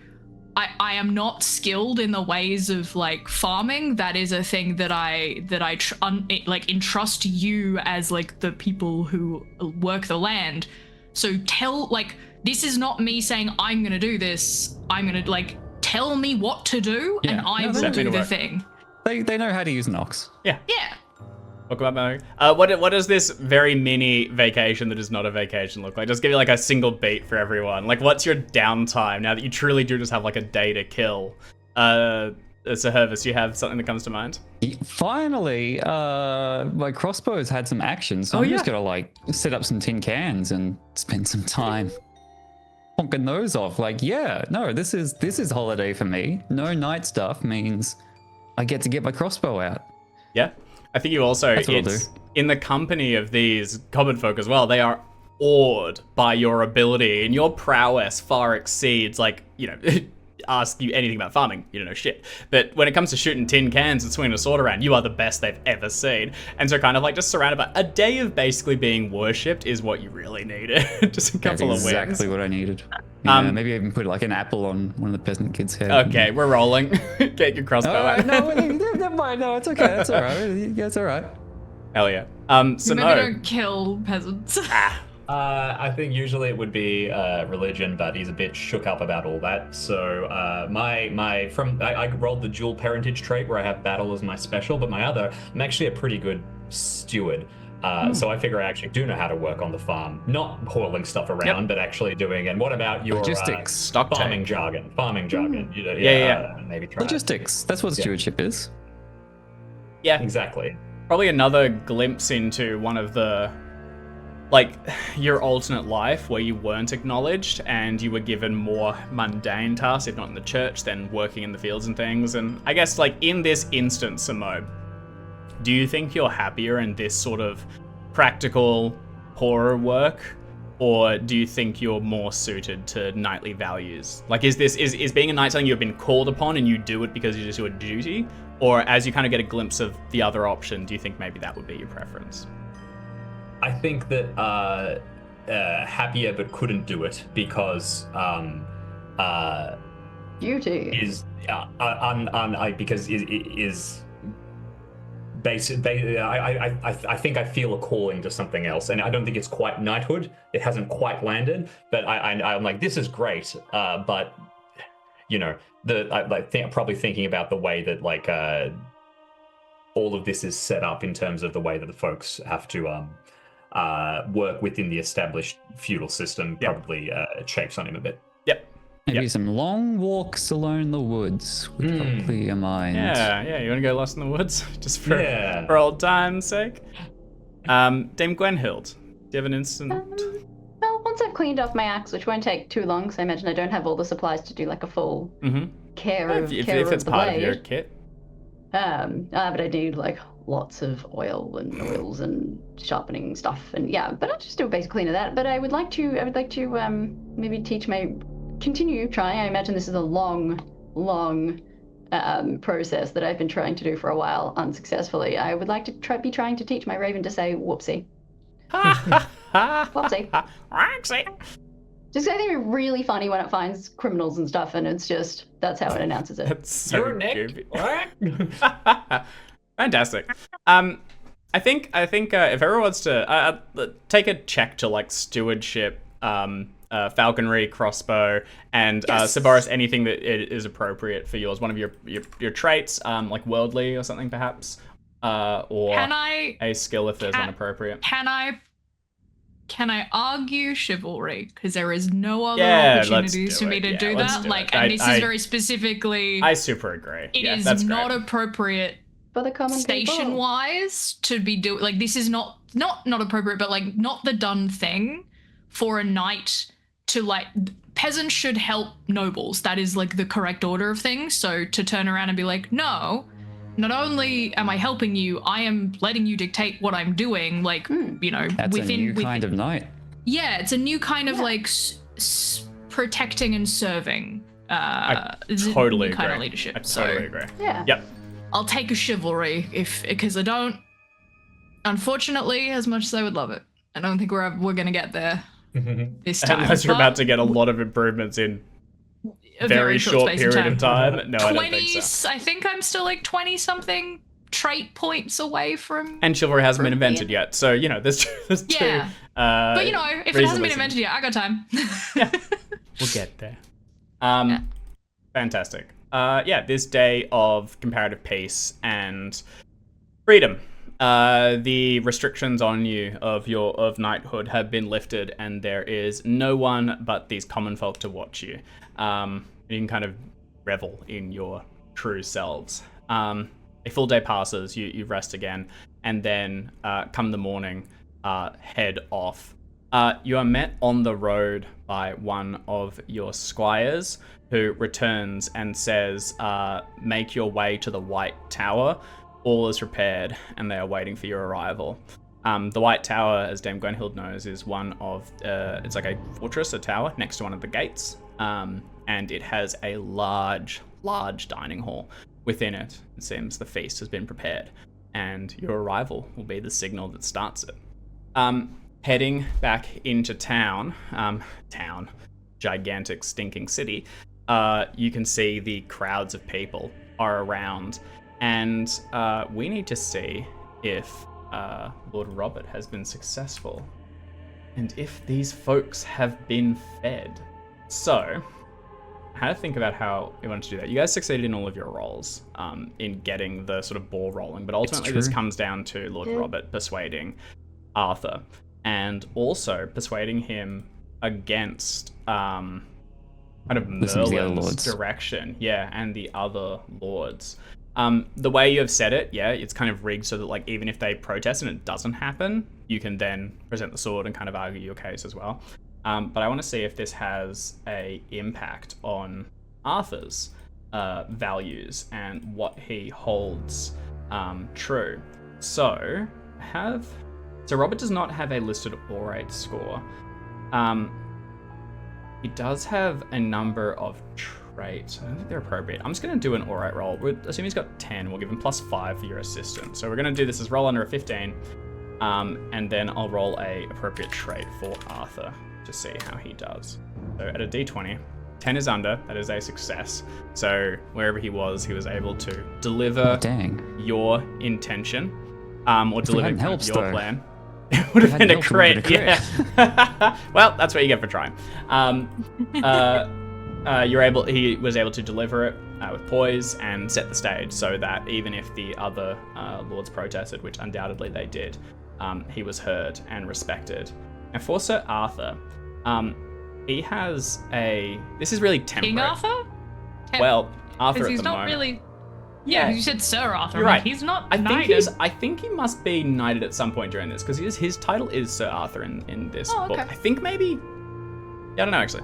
Maybe it was. I don't think he's knighted yet. Anyway, Arthur, Artie, as we like to call him, has a temperate of 12. This is opposed to what's the gluttonous one called again? Indulgent? Indulgent. So he is more temperate, and that is what this is about. This is like being of the people and leaning more into that rather than hoarding itself for ourselves. That might be generous, selfish. Yeah, generous is also another one. Also, if you're leaning him towards being like, because he is kind of the OG chivalry, the chivalrous traits are energetic, generous, just, merciful, modest, and valorous. So merciful or generous could work if we wanted to like. Let's do play. The reason if we wanted to lean Arthur towards like specifically chivalrous. The main one, the reason I'm going to do temperate for this one is because it's a lower one, so it is a little bit more in flux, and we'll see where he goes. Additionally, because this is one of the ones that Merlin like fully opposes. Merlin, as you will come to know in your meetings with him, has 0 temperament. He is full indulgent. He is a glutton. He loves drink and excess and everything in vast quantities, and that includes power and pulling strings. And in this instance, when he has these lures cast for this great feast that will bring attention to everyone and to himself and to a party and all these good things, Lord Robert kind of stands up and opposes that in some way and says, actually, we don't need indulgence here. What's needed is support for the people.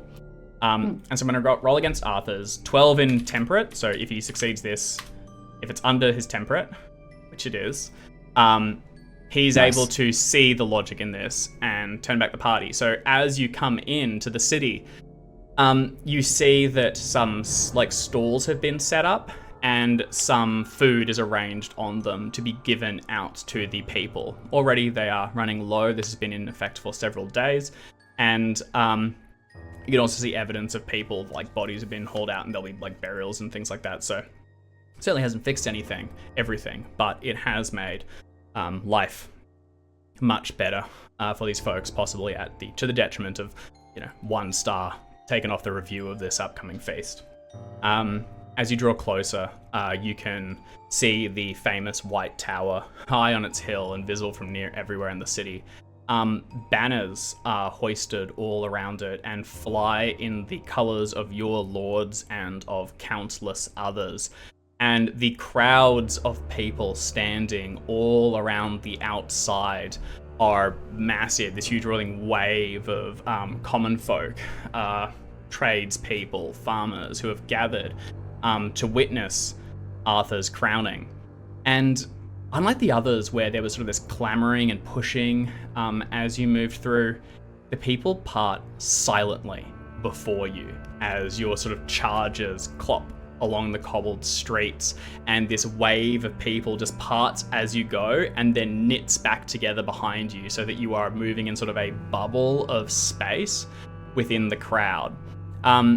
Dame Gwenhild has the boar's head mounted on a spear and held aloft.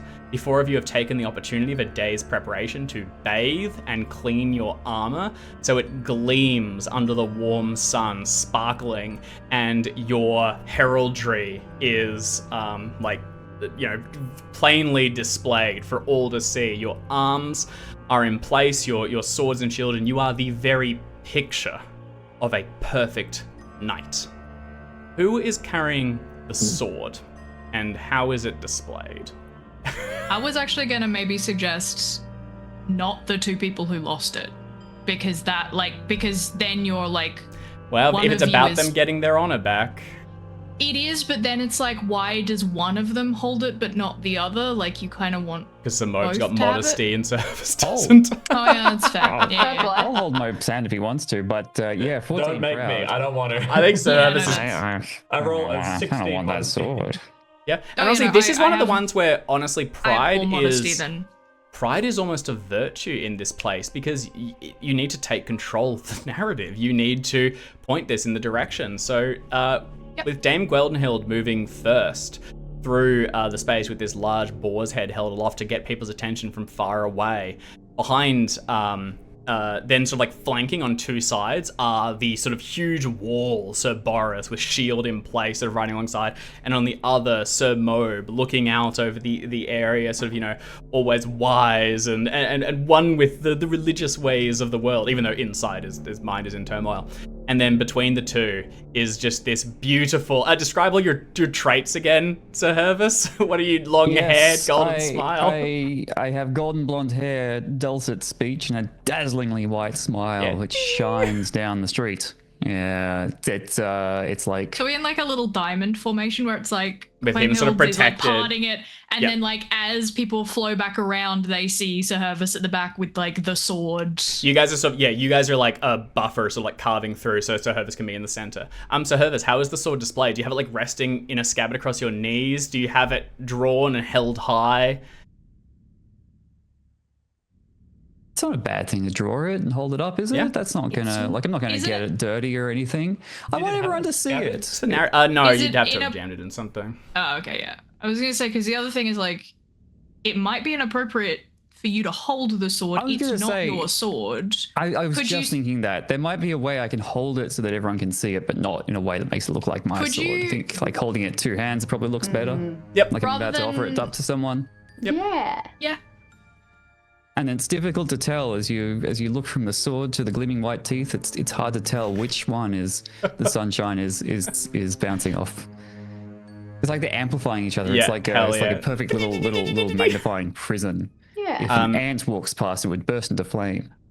Very shiny. So Hervis reads the room sort of perfectly, and it's sort of laid across your knees for a while. And as you get closer, as you see the White Tower, and as you pass through the front of St. Paul's Cathedral and the stone in which the sword was so long placed, he leans down and scoops it up, and it does feel as though this blade has been warmed by the sun, and it is sort of glowing and so comforting in your hands, and does not even cut you, although it is sharp, and you have, tested it against the edge of your thumb earlier.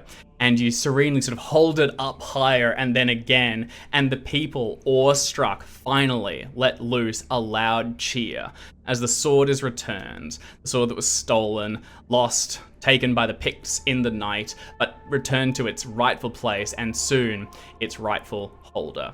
The wave in front of you parts further again to the side, and you see at the far distance, standing on the stairs leading up into the White Tower, is the soon-to-be boy king. He looks much the man.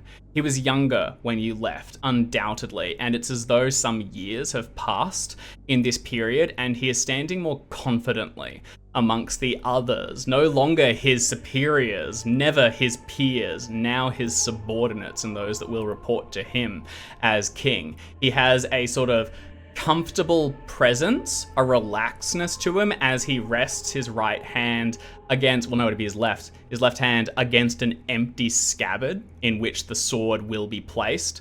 And he has been dressed in no colors, but in sort of like blacks and whites, just very sort of demanding of attention amongst all the other different regal heraldries in the space. And behind him, you see the brown-robed Merlin. You see Duke Ulfius and Lord Robert, and then backwards through the halls, countless more who have taken their seats and now stand up to crowd in the double doors looking down on you.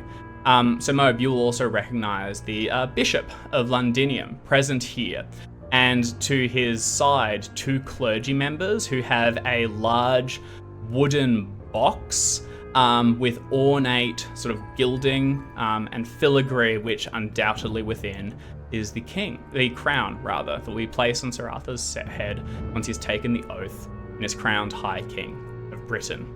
You move forward, and the erupting cheers all around you crash down like waves.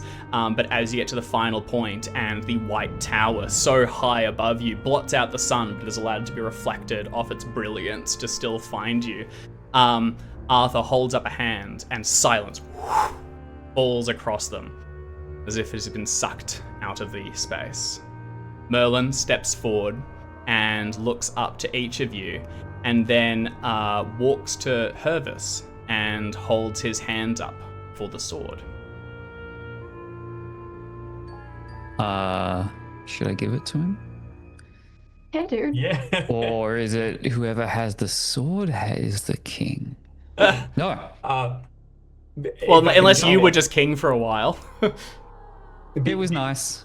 I'll squash those intrusive thoughts, unless Jim has a pitch.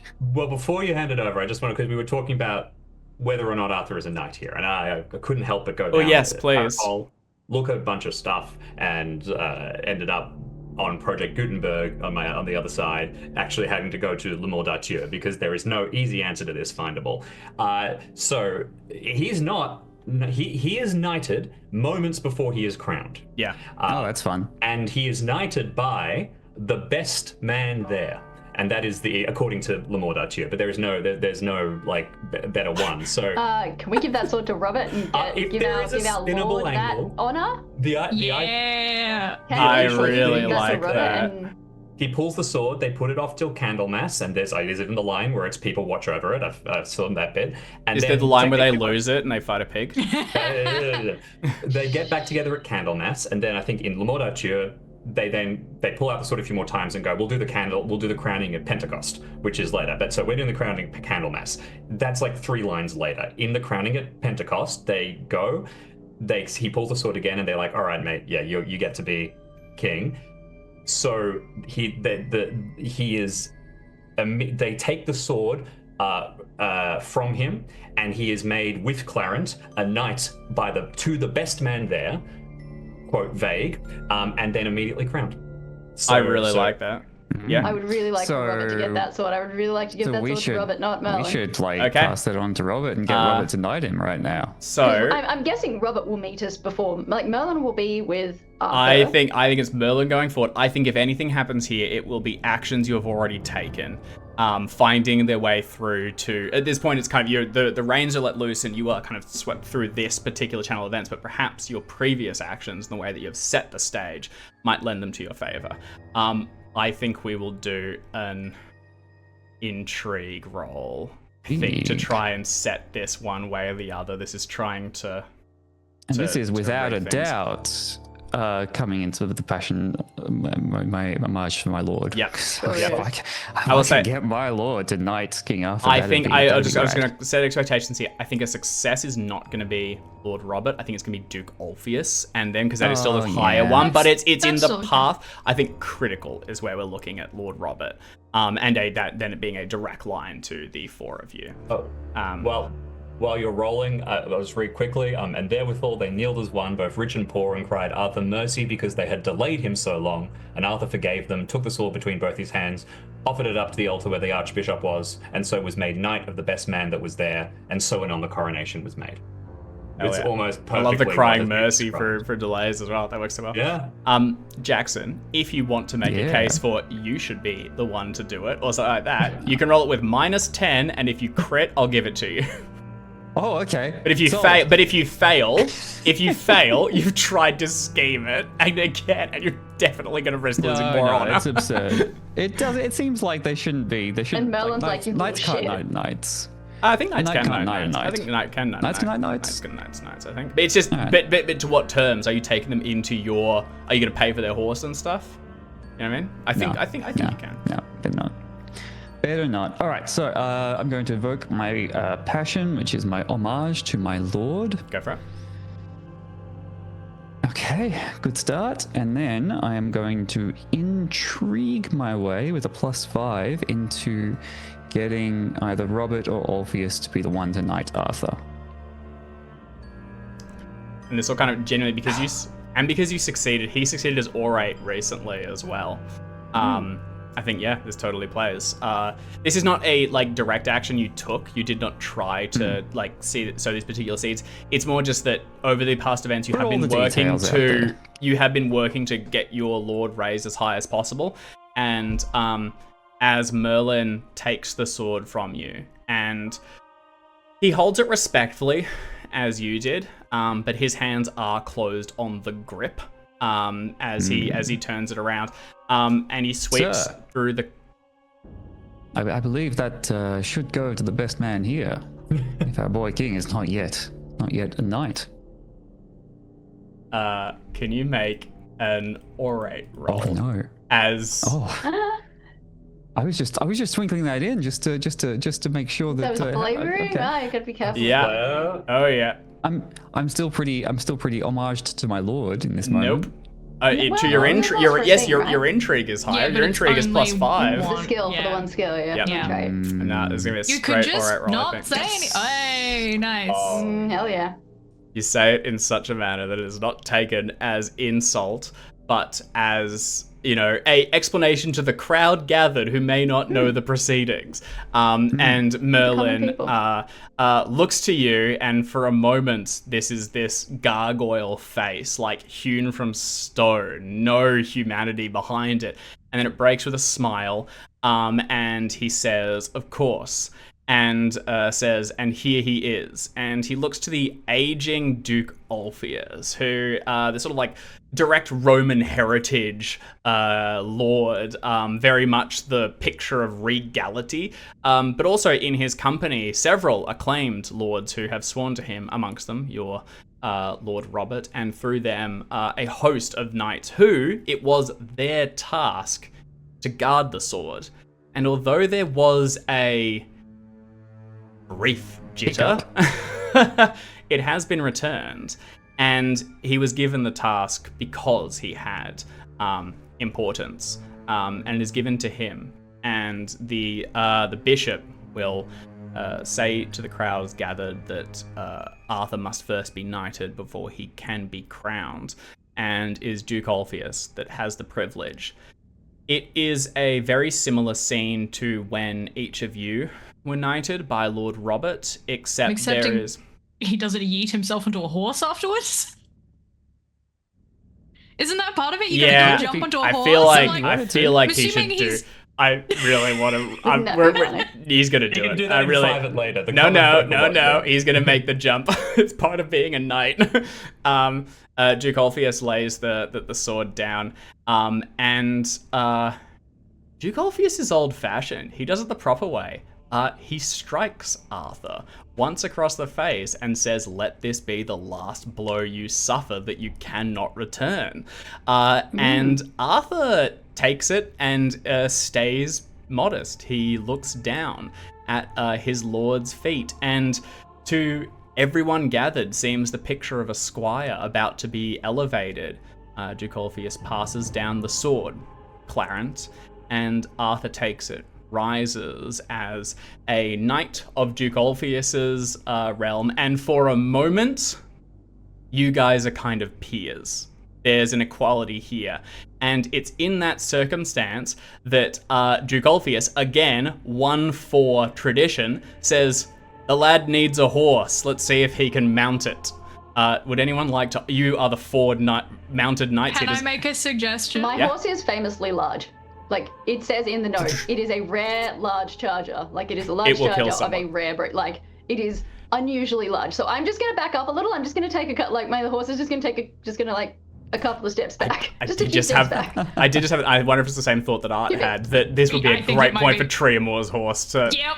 famously The asshole. spirited, and then we Yep. have that as Arthur's horse going forward. If he mounts it, is sick. Yeah. All right, Yeah. Artie, let's see I what your think dex there is is. like a. I think perhaps like if that is said, I don't know if Boris says it or like Lord Roberts, whatever, but perhaps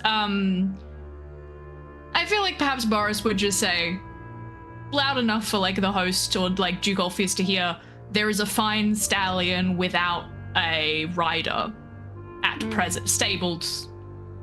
And like kind of with the sort of, you know, hey, you know which one it is.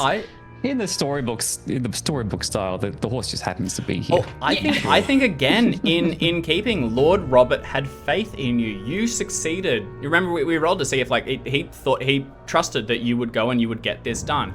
Also, Sir Mobe succeeded bringing the horse back in, and it was given into Lord Robert's care to watch until it is taken. I think in that time they have found that it is spirited certainly, but a competent rider could master it. And I think... And we established that Dame Triamor was the first person that Sir Arthur Yeah. sent to their death. You know, Yeah. there is a certain poetry in deciding to take the horse. I think absolutely, and I think to take a black horse in this time as well, to always have with him some symbol of mourning that lives are lost, will remind him as he takes on this responsibility not to act rashly, and that there are lives in the balance.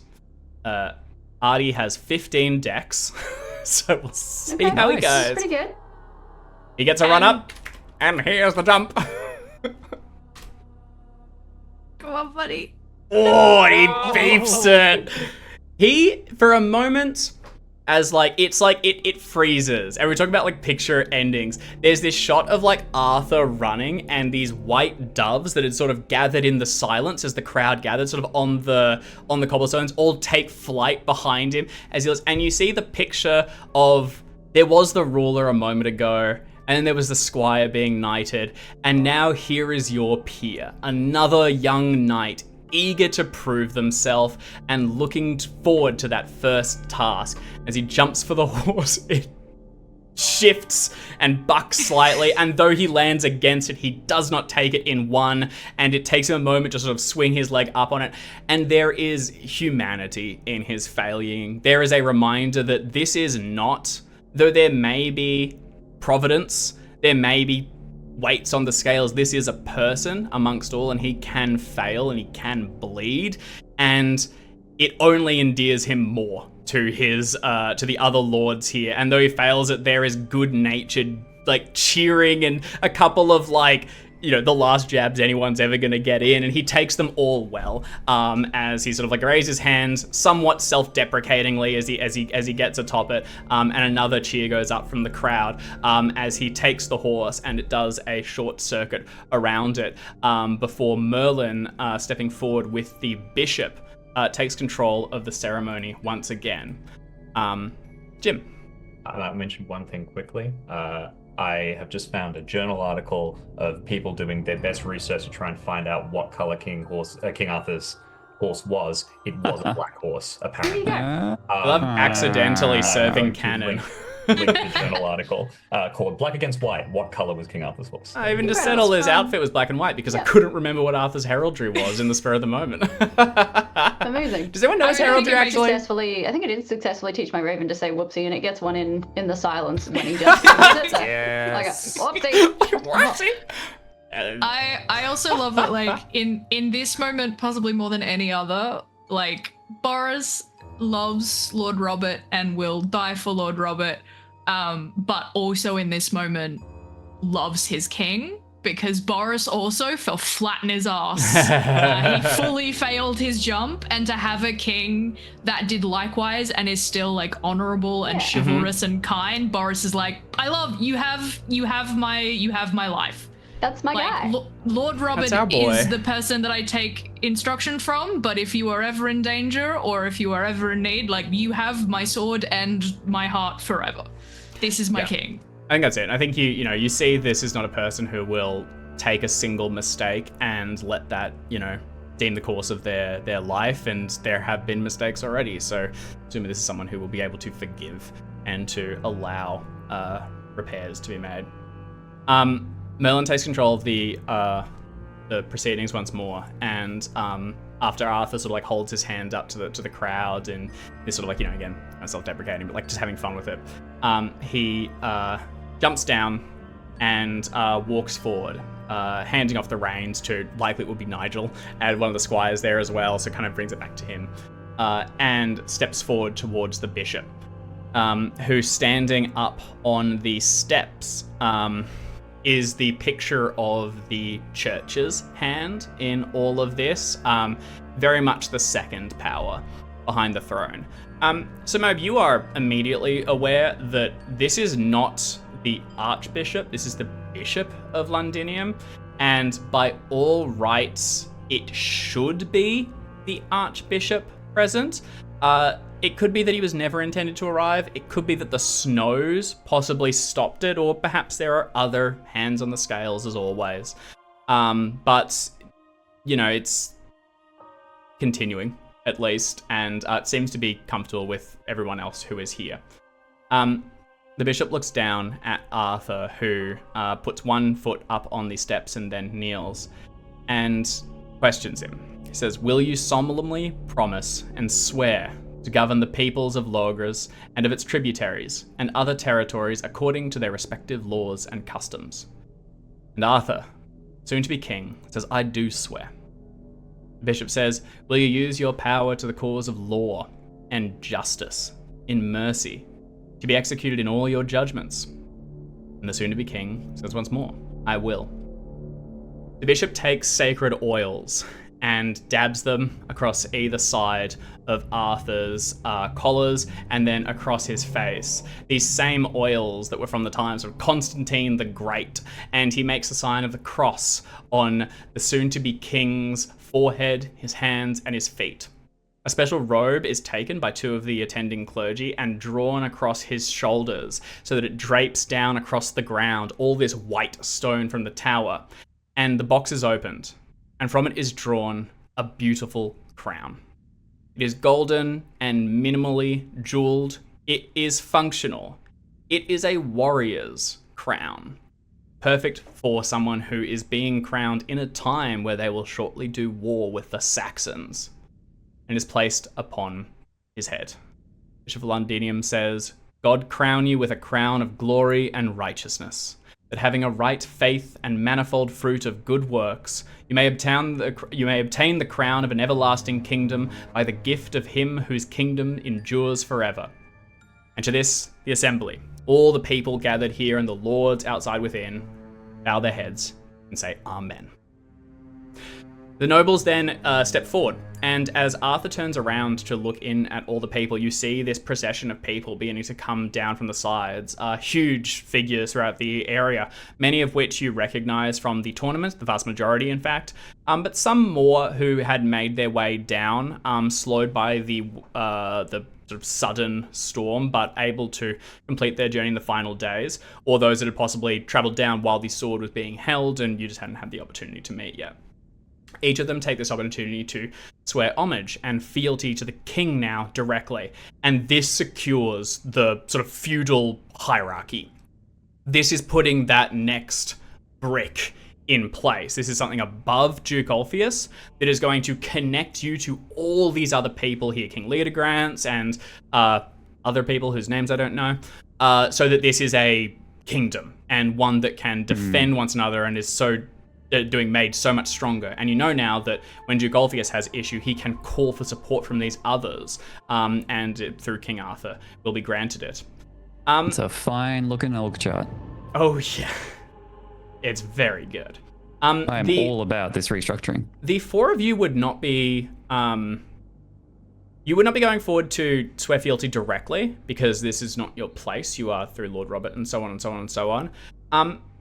But as a procession, you kind of you sit in like, you know when you see like people at the front of Buckingham Palace or something, and it's just like straight back the whole time for hours in the sun, and it's like don't blink, don't smile. You kind of do that because you're all on your horses and very visible, and you sort of formed an honor guard just by chance as you are sort of the four of you gathered around Arthur. There are other knights here, you're not the only ones, but you are clearly trusted enough at least to have weapons and a big horse next to the new king, and you witness each of these people come through and you make eye contact with them, and you know that when this story is told in future, your names will be told along with it.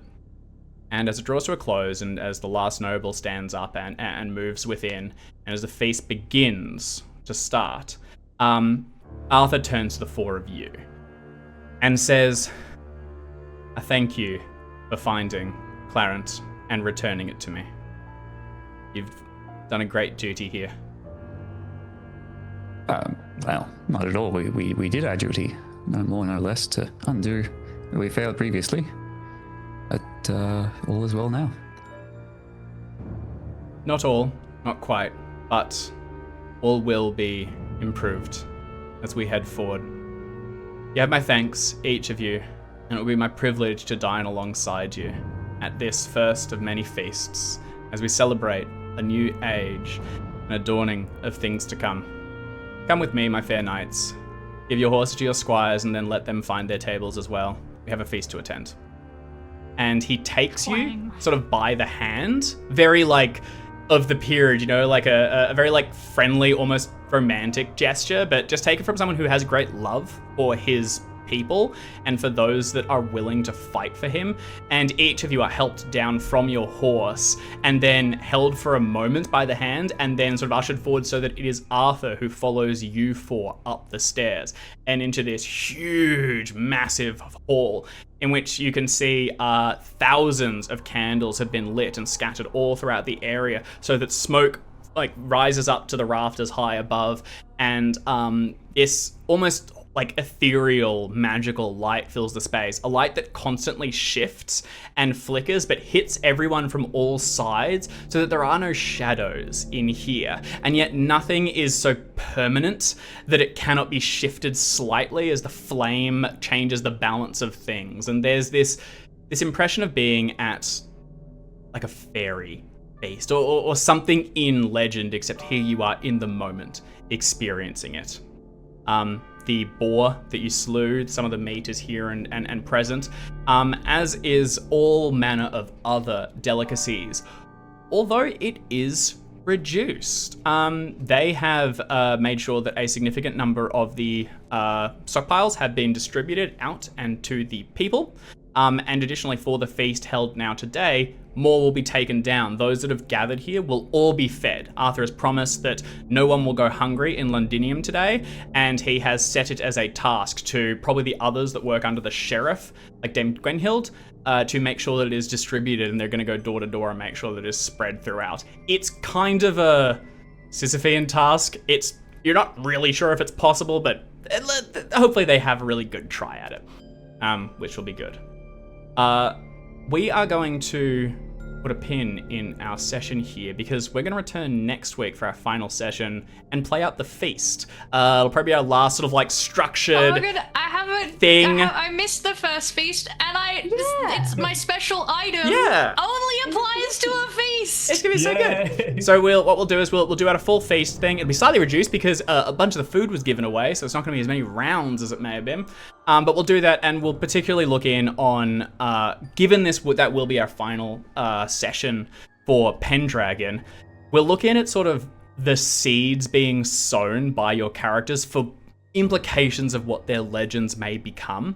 And then depending on time, I'd also like to do like a final winter phase that we maybe extend out into just a general epilogue.